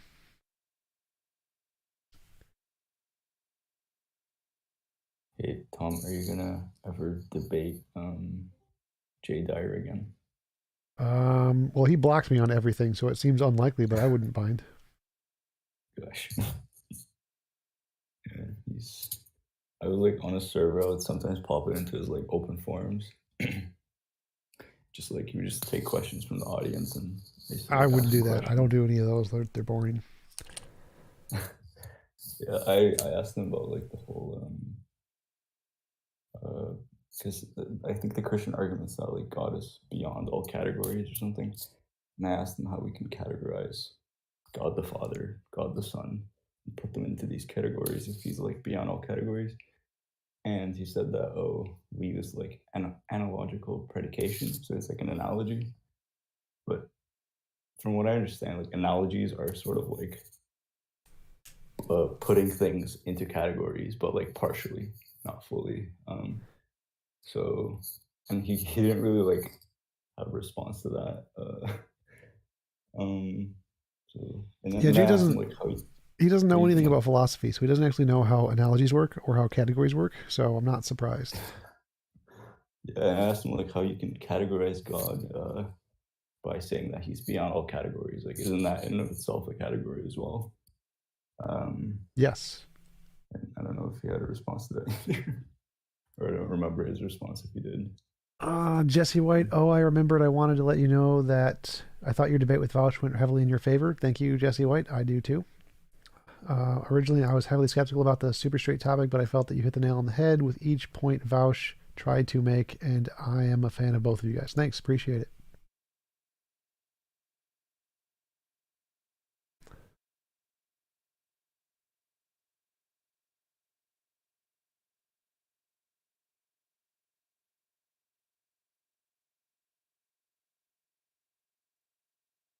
Can we settle the whole God debate over a game of chess?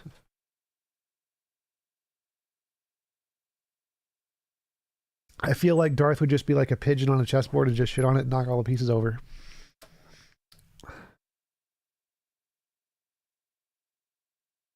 Jesse, which comment? Which statement? The Vouch one or the... I read them both, yeah. You could just go back. You can just reverse like a minute or two into the stream and you'll be able to see it.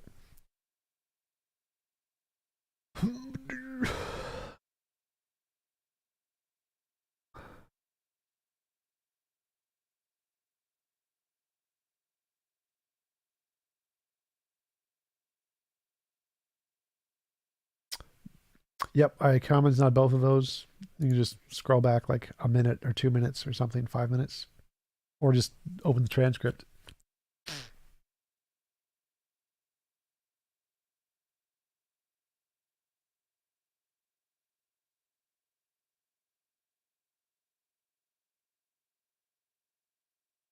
Thanks, I'm a Marine. Appreciate the sub.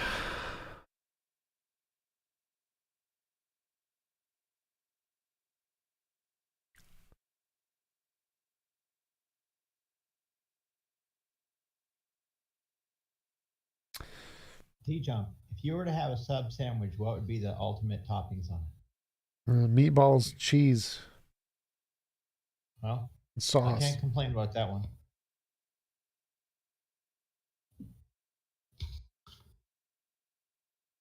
Hey, God, you should set up more debates on the server, then I can make you an admin. I would like to, but I can't get the stage to start.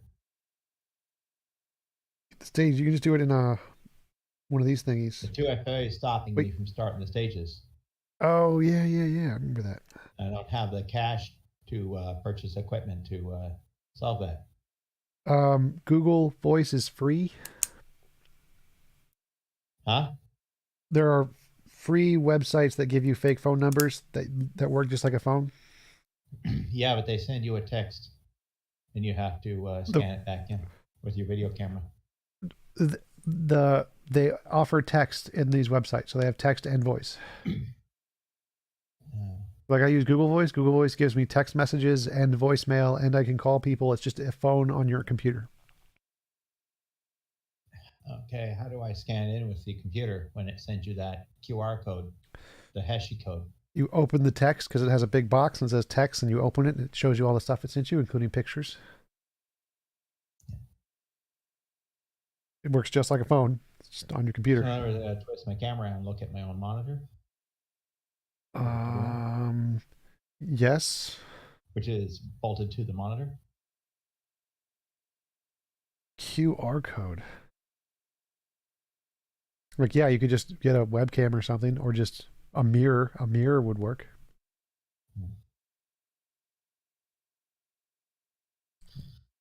Eventually, I'll get the money to be able to get a piece of gear. I want one anyways. I just don't want anything. I don't want to spend $600 to buy a decent device. It's going to be good for a few years.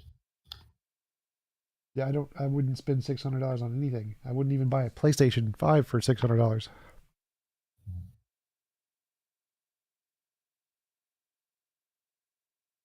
I'm just going to get a Samsung or something like that, some kind of an Android device.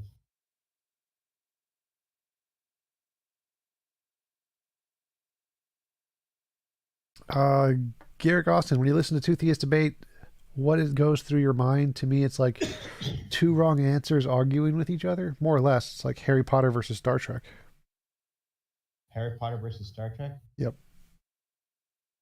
Appreciate the super chat, Matthew, with the good luck, have fun emoji thingy. I like both. I'd probably have to go with Star Trek, though.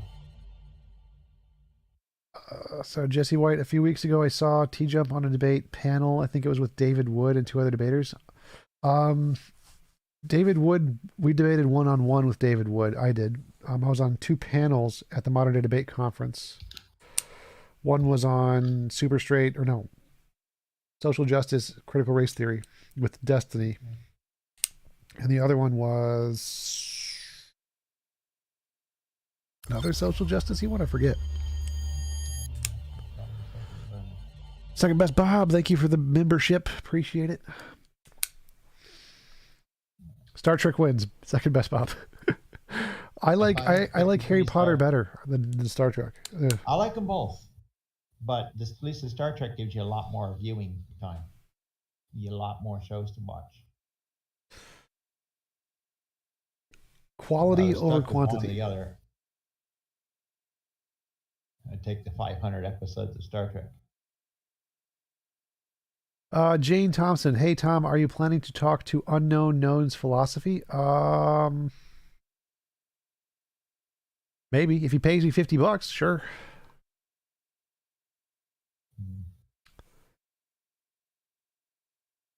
Sorry, I missed your message, Jane. And I was looking at something else. What house would you be? What house would I be?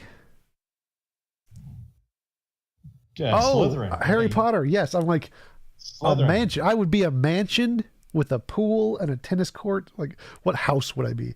I would definitely be Slytherin. Yeah.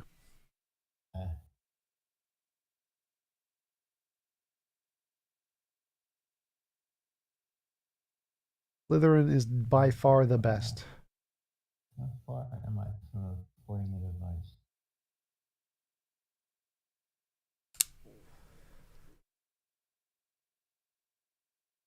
Maybe I'll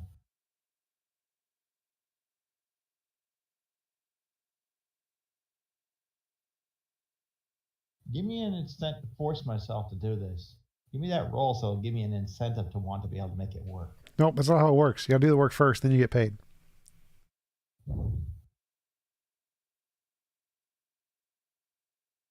I just meant it give me an incentive, force me to get myself wound up to it. That's what I did. I said, if you do it, you could become an admin. Give me lots of debates, and you can become an admin. That's instead of the payment rule, it's you got to get me debates.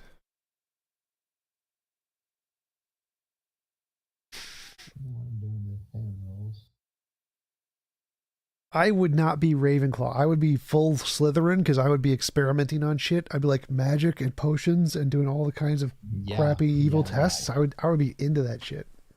Yeah. You know, it's like Rectum Shenprom. Fun spell.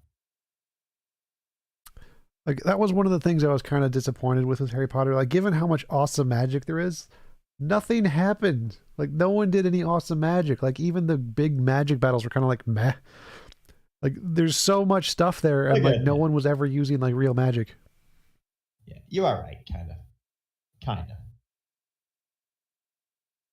But the deep nuances are there of all the magic, though. If you were watching that, read the books too, so there's a lot more in the books. I've just come back in. What are we talking about? Harry Potter, apparently. Potatoes.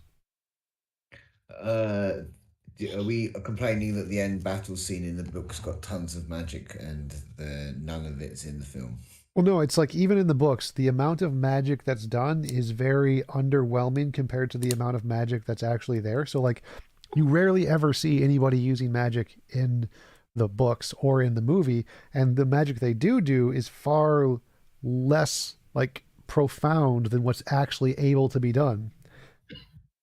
Yes, yeah. It's that problem that in Harry Potter is I listen to a podcast and they say that any wizard should just use this, if they want to defeat someone, just use the stupefy spell, and then get a brick. Well, no, it's better than that. Like, there's the potions that give you luck. There's those luck potions, whatever it's called. Yeah. Like, everyone should just have a stock of those. Like, there should be like 1,000 of them in their pockets. And then you should have like there's teleportation spells. There's teleportation spells and objects. You could teleport like a needle into somebody's eye or into their throat or whatever. Victory is yours. Like, the amount of magic you can do is so amazing, and yet they do nothing. Just slight air pressure density. You could kill somebody just by adding too much air pressure. Like, if they have wind spells, just do that. You win. Yeah, but is the idea that like maybe Dumbledore is such a good wizard because he realizes this and nobody else does. That he uses that, but he doesn't even in the films. But it's got the same thing as the Star Wars problem, yeah? Now they're making the prequels. They have to up the sci-fi and up the experience, so they're making it not work because they're having to include more amazing magic in the new ones. I liked the prequels. Old ones. Star Wars prequels, I like the prequels. But I would say that the problem is they didn't do enough magic. They should have done more magic in the Harry Potter stuff. They should have had like real complicated magic. I think that's in Star Wars. I kind of wish they did that too. Like, if they ever make a Star Wars movie, the R2-D2 problem in Star Wars, where R2-D2. he can do so much in the past that he can't do in the future. I really don't see that as a big issue. But Jeffrey Thorgood, thank you for the super chat. How much money do you need to fund your atheist church? Is there a site with this information? I don't have a site up yet because I don't have my 501c3 done yet, but I'm going to need about like $4 million. So it's quite a bit. I don't have that. But the Star Trek and or Star Wars both They talk about you see how hard it is to beat some of the ships. It's simple, stupid, simple to defeat any ship anywhere in both genres. Well, no, I mean for Star Wars, you come out of hyperdrive, you come out of hyperspace right at the side of one of the ships if you want to destroy it, and any little piece of junk scooter can go hyperspeed.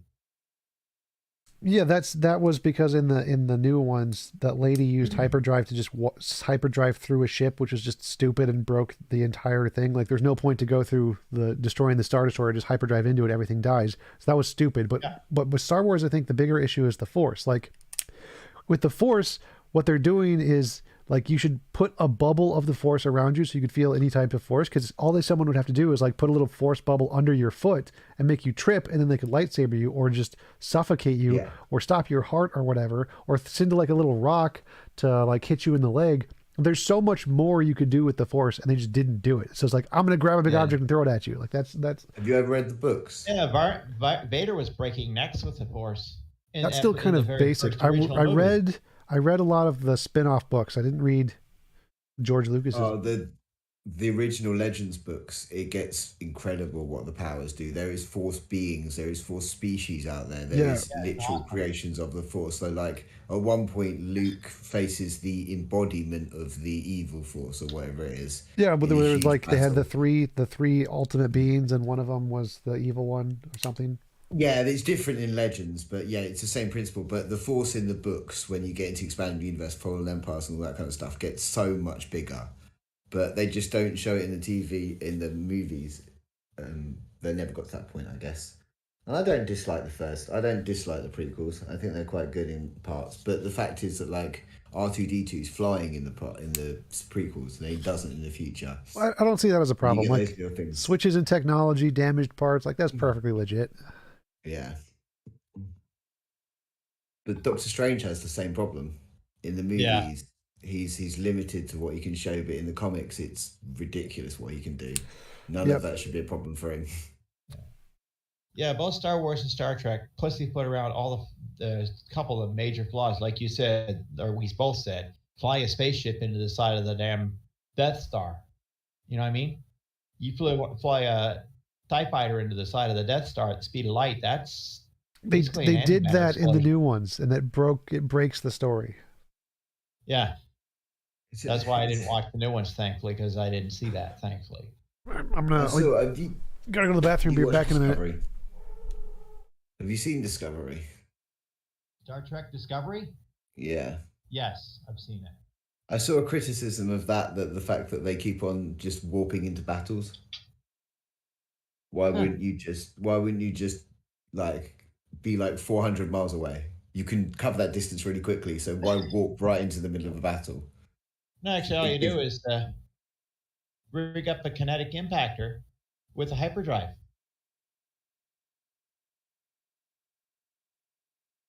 Who would win a fight? Sorry, I'm just That's all you reading need. stuff. Yeah. Just a big, strong, hard object made of the strongest material they got in their fiction, with a big ass engine on the back. Hyperdrive. Yeah, well, I think space battles is going to be an interesting thing if they ever do develop them, because there's a lot running on that. How you're going to catch someone when you're going warp speed? Exactly.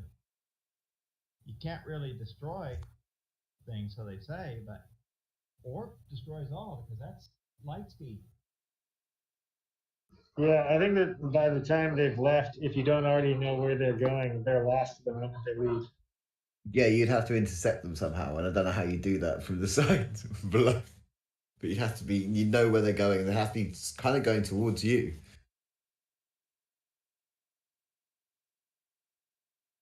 Yeah, their own technology defeats all the shields and weapons they got, because in fact you can go that fast. Use that to your advantage.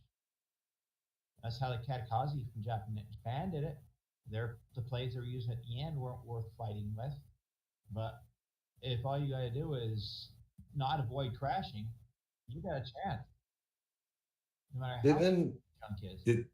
Did the new Star Wars have bombers? Yeah, I heard about that. I've never seen one, but I've never seen the episode with it, but I've seen images of the ship, yeah. Were you guys talking about Discovery? Like, I hated that show.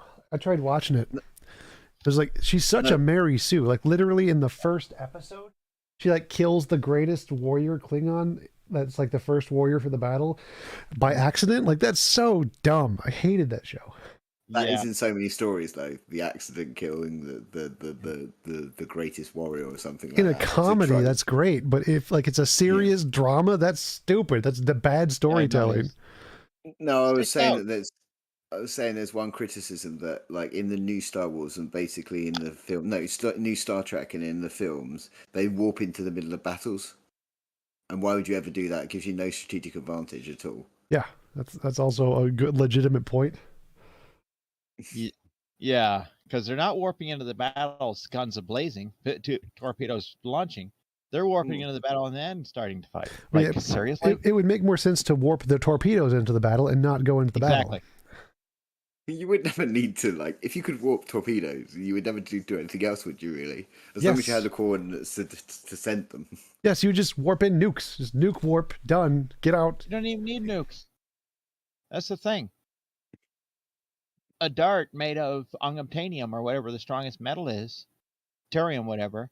All you do is put a warp drive on it, like what's on the Millennium Falcon, and just send that careening through the battle at full speed. Just throw a few of them off, fire a few of them. Warp drives are cheap in that series, especially the small ones like that. Yeah, I think the whole premise of Star Trek being that they're an exploratory organization with no actual like literal military force. I think that's so unrealistic. I was like, that's the biggest, like that's not going to happen. Yeah, but it was Roddenberry, wasn't it? He was a kind of peace-loving guy, and it was just like, no, there would be a military force. There would absolutely be a military force. Would be the first force they sent out if they found aliens. Well, no, they would probably send the exploratory scouts first, and if the scouts get blown up, then you send in the military and just wipe them out. But there would definitely be a military. I don't. ASI Drock Pro. I think TJump means that if you had the Force, you could give Palpatine algorithms in sleep, but now that let me show you the fencing skills for 3 years. Not exactly. So my problem with lightsaber battles is that during lightsaber battles, using the Force, it would be more like a game of chess where you would use the Force to like lift someone's leg up so they'd trip, or use the Force to throw a rock from a distance, or use the Force to like send rocks up and then bring them down when they're not looking. It would be more like a complicated chess game of you trying to like knock your opponent off balance so that you could get a killing strike. Whereas right now it's just throw a big Force to shelf. knock their lightsaber into themselves. Yeah, like to grab their lightsaber, to turn their lightsaber off when yours was going past. You do all kinds of shit. And then you would have to you'd have to create a force bubble around you so you could be aware of any usages of the Force in your direct vicinity so you could like counter it. But they'd like try to like Dune shields, basically. Yeah. So you would have those like a Force. You would use the Force as a shield. So if anyone tried to use the Force in your area, you could counter it to keep yourself alive. And then they try to use it on like the other side and do the same thing. That would be a much more amazing usage of the Force and to legitimize the use of lightsabers, which are totally pointless if you have blasters. But it would make sense if you're actually using the Force in that way. Yeah, Thank you for the super chat, Matthew. Appreciate it. Yeah, they could even give a limitation on the Force, it's like you would in a video game, that you can only use it X amount. Yeah, for sure. Yeah, if you use, we're going to say you got 100 points worth of Force. Well, it'd be more like endurance. You just get tired. Others would be worth 3 points. Well, it'd be like endurance. You just get tired after a while. And you wouldn't be able to that's do what it. I meant. 100 points worth of endurance. Yeah. It's like if you look at people like the Stormtroopers and Boba Fett, if you had Force users, would you put them in armor like that? Yes. You know they would just. Well, no, that was the thing. Like you would have, if the Force was legit, you'd want them to be. You want no one to know that they were a Force user. You want to put like your Force users in the Stormtrooper suit, so no one would know that they were Force users, and they sneak up behind you and just kill your Jedis. No, I mean as fighting Force users. If you were fighting Force users and you knew that, would you put people in Stormtrooper outfits? Because surely they're crushable, they're bendable, they're a huge weight, basically, aren't they? I'd give them the most aerodynamic, flexible outfit spandex thing I could find. I don't know if that would make much of a difference. Yes. I don't know, like, unless you could have a force-resistant outfit, I mean, it literally wouldn't matter if they're crushing the helmet or if they're just crushing your head. So I don't think that makes much of a difference. No, the weight. He means the weight of the armor versus, say, a spandex suit. Well, I think the purpose of the armor would be like more like military gear kind of stuff. It's to protect you from not the force, but from other things.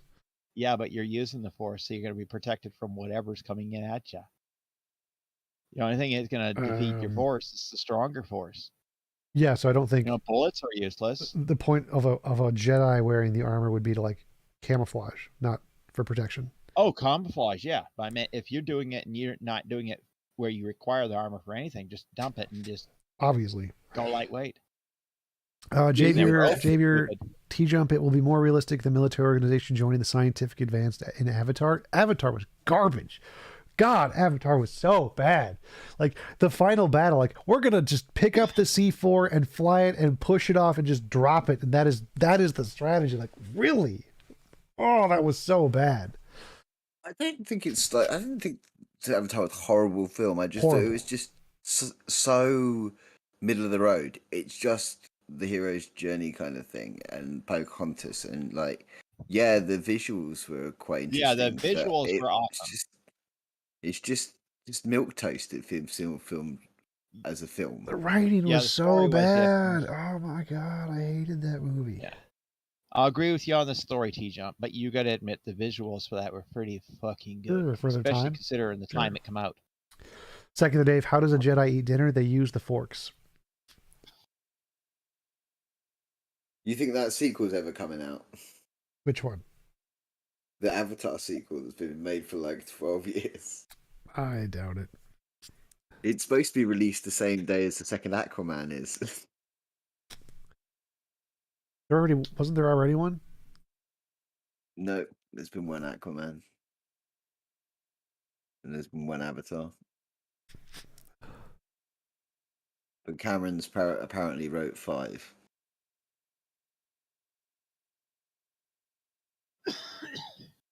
Five Avatar films for you to enjoy. Well, that is 1/10 of the number of Marvel Avengers movies.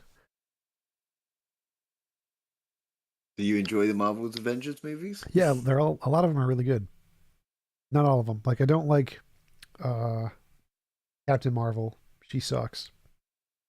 Oh, come on, you're a male. You should enjoy her to suck. Come on. Don't. So I think that Doctor Strange is really good. Spider-Man's were okay. I really liked the original guy, the guy nobody likes. I like him. Tobey Maguire. I liked him as a Spider-Man. I liked the original Hulk better too. The guy who also nobody likes because he was an asshole on set. But I liked his Hulk. I like a lot of the old ones. The Fight Club guy. I'm so old. I like the old stuff. Oh God, I know his name. Edward Norton. Yes, Edward Norton. He was a good. I liked his Hulk movie. That one was fun. I don't have a problem with either the people who play Hulk, like the new one or Edward Norton. I enjoyed the visuals from Ghost I didn't Riders. like the new one. He wasn't serious enough. Like Edward Norton played it like it was a drama, like it was like this is serious.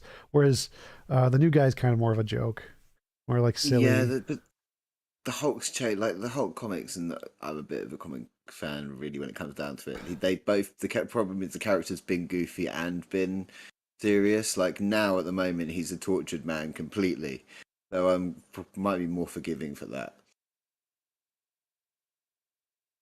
Let's see what else. Captain America was pretty good. I didn't like Agents of S.H.I.E.L.D. That was kind of boring. I do like Iron Mans. The Iron Mans were great. I loved the Iron Mans. The stories were good, yeah. The acting was good. The graphics were good. All of those. Well, the first movie was phenomenal. The second movie was pretty good. A little bit extreme on the physics bending there, if you ask me personally, on the Iron Man. But take out how bad the physics were. The show was good. I'll give it that. But the physics were just so far out there that it didn't make sense. As you come in and hit the ground at half the speed of sound, sure, your suit's going to survive it, but kinetics are going to take over your body on the inside of that suit. You know what I mean? It's like you're in a car crash at 200 miles an hour with no airbags, no seatbelt. You know what I mean? So there's where it let down for me because I understand the physics. And it's like, You're not hitting the ground that hard, no matter what you're wearing. Stuff inside your body will move. Your brain will hit your brain case. No, I think we're going to find a scientific solution for inertial dampeners eventually. But for now, there is nothing like that, and there's no mention of that even in the being in the suit. That wasn't mentioned. Well, it's just the super Even in the technology. canon. You can. They don't literally need to explain everything about the technology. Like we need inertial Yeah, dampeners, but you would and mention that. I don't think so. I don't think so. Not Yeah. for Yeah. Marvel movies. For science movies, Yeah. yes. For Marvel movies, no. Yeah, Star think- Trek I think- has inertial dampers. I think it's understood in the Marvel universe that yeah, they do magic and shit. Yeah. Star Wars has gravity, but they don't have full inertial dampers quite the same way Star Trek does. So Star Wars is a little more enjoyable from the point of view of the fight because there's a little more risk because you don't have as much inertial dampers. So Star Wars wins there in the fight. I don't think that It's matters. more believable. I don't think that matters. Yeah. But the story in Star Trek is more enjoyable. But I like the visuals of Star Wars. I did just started watching the new Picard. I haven't done that one yet. What do you think? I'm gonna wait until it's all out. I think it's every bit of it. going more drama, and I don't like the cutscenes where it goes back and forth and like. Yeah. I wish it was more flowy and went straight to the story with less filler, but I understand that Okay. would make it a lot shorter. Hey Matt, So how's it it's kind going? Which Star Trek would it be the most closest to? The original Star Trek or Next Generation? Neither. It's not like any of them, or maybe No. like closer to the one with the black guy, Deep Space Nine something, Deep where it's Space more Nine. of a drama. Okay. Just give myself some warning going in. That's what I'm asking. Yeah. Could Elon Musk be Iron Man? Yeah, Elon Musk could be the Iron Man of the Hyperloop where it blows up and he dies. So you're like me. As far as you're concerned, that stuff's all nonsense. Well, I'm like Thunderfoot because Thunderfoot's like proven Yes. the physics behind it is just stupid. Yes. Yeah, he did Iron Man too. There is at least one of his debunking videos contains the scenes where Iron Man hits the ground and supposedly survives. Well, I don't see that as an issue. I think that when you're doing a Marvel comic or something, you're allowed creative license to add in new technologies like inertial dampeners and stuff, and that's fine. Yeah. Like, Yeah. But he they has should he mention has the inertial dampers. he has like you don't need to. It's literally irrelevant. Like he has a thing in his chest that's like a infinite energy source. Like obviously you don't really need to like go into the details about that in a Marvel comic. No, you don't. But at least you know it's there. He mentioned the existence. You of it, don't. You which is don't. awesome. It's completely irrelevant. You don't need to mention that. It's just not something you need to mention. It's just not important because there's enough new technology there. You don't need to mention all the different technology stuff. You would need to scientifically make it legitimate. It's a Marvel movie. It's not important. Yeah. Wait, throw a Wrong little audience. sci-fi in there. Yeah. That would make it so much better if they did add a little sci-fi to it. You know what I mean? Not just but sci-fi. Yeah. You could have that little detail, and it's just like that would have been way better. No, I don't think that detail was important at all. Yeah, that one. Yeah, one-liner is all we would have taken. You I don't- say, I "Oh don't- yeah," I think my it was suit just also it's complete contains waste. A inertial complete damper. waste, completely irrelevant. Does not matter. You can just imagine it's fine. You don't need to explain everything in that yeah. detail. Science fiction fan here, I guess. Yeah, you lean a little more on the side of the fiction, which is awesome. Lou and I lean on Ferrigno, science fiction. the old Hulk, Lou Ferrigno. No, I was thinking the Edward Norton guy. I like him. That's too old. Too old of a Hulk. Hawk strong, Hawk mad. I didn't like Wonder Woman as much. I was kind of bored with the Wonder Woman ones. Batman, I don't think any of the Batmans in the Marvel ones were good, but the Batman's Begins were amazing. Yeah, Spawn. Your take on that? Thank you for the super chat, Matt. Spawn, the first one. I only remember the first one. I thought that one was pretty good. I like that one. Yeah. I mean, the feature films, yeah. I did like Constantine a lot. Oh, heck yeah. That was fucking awesome. Oh, you don't want to get into this. I love Constantine. The American Keanu Reeves film. Yeah, which had nothing to do with the comics at all. It's the principle. It's the same. It's basically kind of every little basic bit is the same, whilst the whole thing is wrong. If that makes any sense. Well, There's I like don't. little things. I treat it as something completely separate from the comics, and it's a good film. I like it on its own. Oh, I agree. It's a really good film. I like the film. If it was completely detached to the comics, they're my favorite comics, I would be fine. But I have a little nagging thing because it's so close to the material, but loses it in so many different ways. Yeah, he's not a blonde British guy anymore. Yeah, but the problem is like he was brought up. His basis of him is in the Thatcherite era. Yeah. Yeah. And it was the comic that was based against the Thatcherite movement and the rich, and it basically loses all that in that film. Yeah. And I'm not one that says, oh, you shouldn't change the ethnicity or color or race of a character. Cultural appropriation. I get that, but some characters, it's so intrinsic, like making. Well, I think it was such a part. It's such an important part of the character in the comics that he's a funny British guy with blonde hair, and I think that part was it's a good part of the comic. Yeah. Whereas it was much kind of more of an asshole. Yeah. So I think that part of the character is really good, but I did like the Keanu Reeves character in that movie. It fit really well how dark it was. It's like you can make Superman not from Kansas, but when you do, if you don't make him from like that part of America, you lose something in the character or in that interpretation of the character that is so intrinsic to the character. Hey, Joan Chartier, I see your comment. I don't know. Are you in the chat, in the Discord somewhere? I don't see you in the Discord, but I can see your chats. Secular Dave, do you have a favorite worst movie? Something that you watched for whatever reason, despite it being terrifically bad.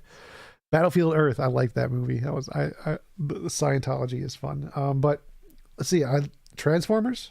I like the Transformers explosions, even though they're not very good. I really enjoy Transformers, even though it's a bad movie.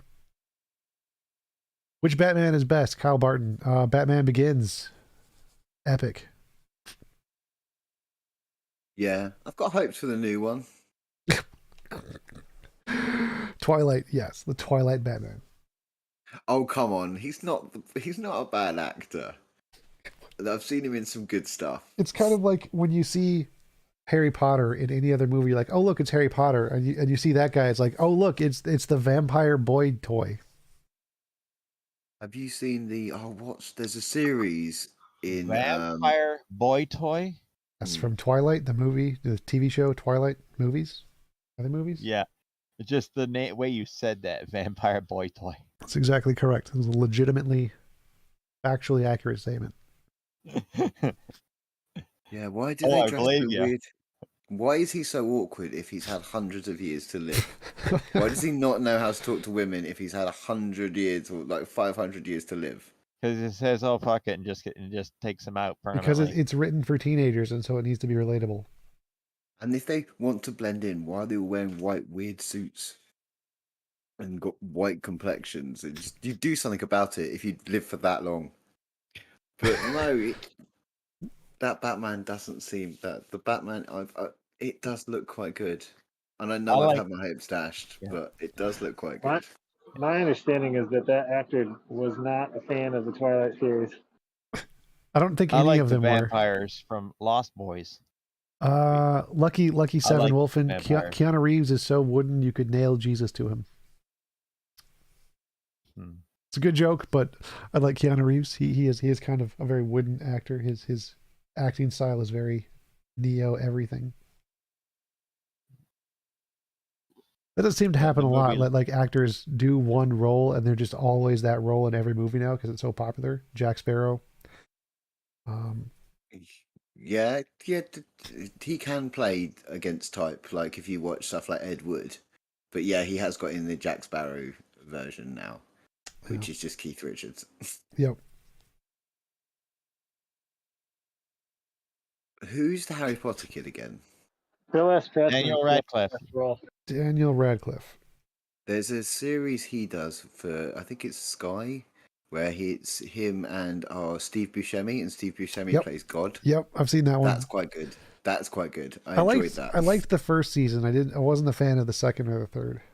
I haven't seen them yet because like we watched it, me and my partner, and we were like, "There's a second season, and they're not playing God, and the whole premise has changed." I'm like, no, I don't want that. I want more of the. Yes, the God one was amazing. Yes, but then they went to like the West, and the West was just boring. And then they went. I forget what the third one was. Oh, it was the medieval ones. Yeah, they did a medieval one and a Western one. Yeah. What about Good Place? Have you seen that? I didn't watch that. No. That's quite good if you like kind of weird metaphysical kind of God concept stuff. What about Westworld? That's supposed to be really good. That one's too drama-y, cut in and out kind of a thing. Like I don't really like it when they do that. It needs to be more realistic. Yeah, for me it's realistic or funny. Those are the two ones. Matthew, you have a question. What is your opinion on Batman cartoons? Pow, kapam. I like the anime. I like Batman. What is it? There's a future one where he's like a little kid and there's like the splicing with the genes and the animals. Batman Beyond. Yeah, Batman Beyond. I liked that one a lot. That one's really good. There's Bruce Timm, which is the 80s cartoon one, or the 90s cartoon one. Yep. Which is quite good. And then they're redoing now. I think that was my favorite Batman cartoon, was that future-y one. That's that's not even Bruce Wayne. That's Terry McGinnis. Yep. But I was into the earlier Batman ones, the ones that came a few seasons before that. The song was like dun dun dun dun. It's like the that's song. the 80s. That's the 90s. Sorry, that's the 90s. That's a Bruce Timm Batman. Yep, that's the They're one. redoing that. I liked that one a decent amount. He's got a commission to do another series of that, but an older, like an adult-y version of it. Yep. So that was Mark Hamill.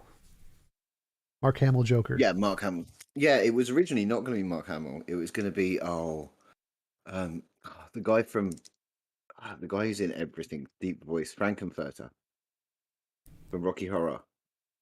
Yep. Oh, what's his name? He's a famous actor. You've never seen Rocky Horror Picture Show? Yeah, I have. I know. I think you're talking about the guy who was the main guy. Yep. I remember his face. It's a very silly face. He was a bad guy in like a Robin Hood or something, or No, Alan Rickman's Robin Hood, but I'm thinking. What was his name? So I know he's a bad guy in something, and it was hilarious. Tim Curry is his name. Tim Curry. Movies. Yeah, it's Tim Curry. Yeah. Is Three Musketeers? Red Alert 2 as well. Three Musketeers. Was that the one where he's the bad guy? I think he is. Tim Curry. I just remembered Three that. Musketeers. Yeah, it's Tim Curry, Three Musketeers. Bloody hell! Who's the Musketeers in that? That must be like 90s. Chris O'Donnell, Robin Hood from the what's it? Forget his name now. The old gray guy who's considered very sexy, very famous. Played Batman. Okay, yeah. But the Kiefer Sutherland, he was. I like Kiefer in a lot of things. Oliver Platt. Charlie Sheen. I've never watched 24. Yeah, I hated that one. Too dramatic. Yeah. It kind of looked like American propaganda to me. Yep, Trillion got it. Tim Curry. Yep, that's right. Who was the guy you were talking to before? I only caught the after show, the Brett Robbins guy. Yeah, he was a guy who came on at the very beginning. He was talking about intuitions and stuff. Oh, I thought George Clooney, that's right. Bjorn got it. George Clooney, the sexy old guy, apparently. I really liked him in Oh Brother, Where Art Thou? That movie was great. I liked that movie a lot. It's a really good film. That is a great film. No, I thought you were having a day of it because I came back from work and we were talking to him, and before I left for work, you were talking to that other Charles something. Charles something? Moniz something. The guy with the satanic books. Satanic books. What? He's the author you were talking to. The Jew, the secular Jew. Yeah, the secular Jew. I thought you were just having a crazy day. Yeah, that was a crazy day. Did not see that coming. I don't think anyone did. It was very entertaining, though. That's you just got to go with the flow. Just be like, if the unexpected happens, just keep it going. The show must go on because sometimes it's fun. Simply It's Secular weird 'cause Dave, have you seen the Back to the Future series? Yes. Any ideas on the flux capacitor? Time travel? Is time travel possible? Maybe. If I built a time machine in a car, what car would it be? Something modern and comfortable. Bentley. And Actually, if I was legitimately trying to get a car, I'd want something easy to repair, cheap to repair, but really comfortable. I like the Subaru Crosstrek. I'd probably make it in a Subaru Crosstrek.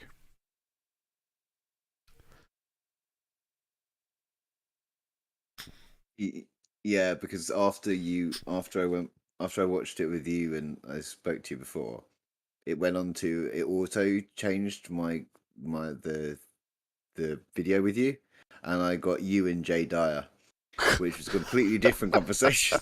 Yeah, that was good. That one was just like, he would not let you speak for more than 10 seconds. It was amazing. Yeah. He seems very angry as well. He definitely was with me because I kept telling him he was wrong and stupid. I get the feeling he's angry with a lot of people. But he wasn't in his debates with Matt Dillahunty or Alex Malpass. He was much more reserved. I don't watch much of Matt's stuff anymore. I just haven't really in a little while.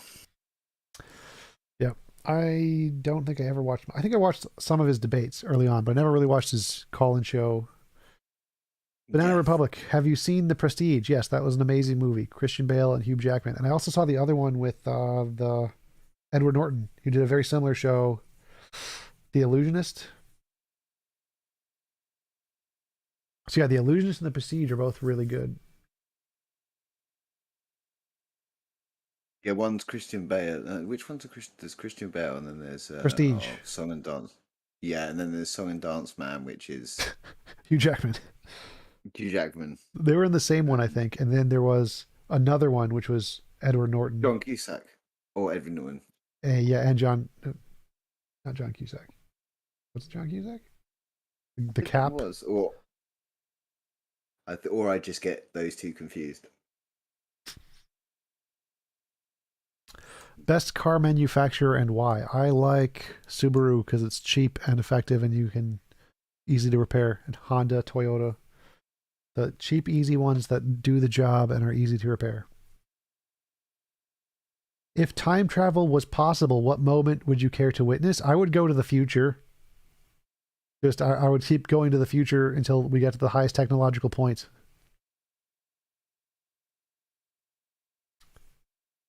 I would not go to the past. It would be a complete waste of time travel. Go to the future. If there's time travel, go to the future.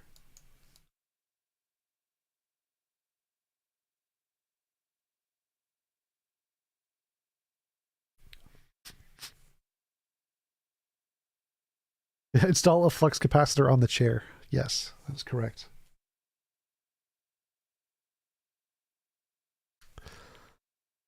So was Battlefield Earth your favorite bad movie then? I don't know. Like Waterworld was a good bad movie. The Batmans with George Clooney were good bad movies. Transformers. I really like the Transformers movie. Those are really good bad movies. I love Battlefield Earth for the fact that those people who've lived in caves for most of their life learn in about a week how to fly a jet. That's always quite good. Yep. Oh, there's another one. There's another time travel one where the guy's wife dies, and he builds a little machine to go back in time and keeps trying to save her, and she keeps dying, and then he goes back so far, or future, he goes to the future so far, there's like the cave people who are like eating the like farm people who are kept on the top in the forest or whatever. I can't think of what that is.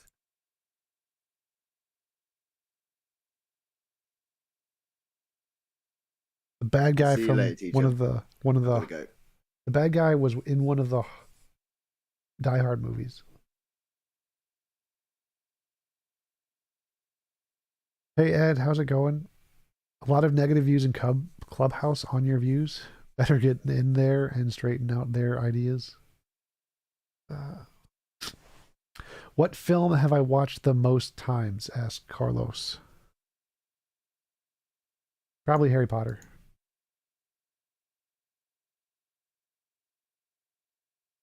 Time Machine, H.G. Wells. Morlocks. Yes, that's correct. Lucky 7, Wolfen.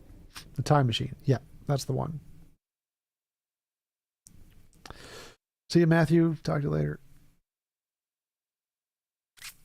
All right, guys, I'm going to get some food. I'm going to head out. See you guys later. Thanks for showing up. Talk to you guys tomorrow, probably.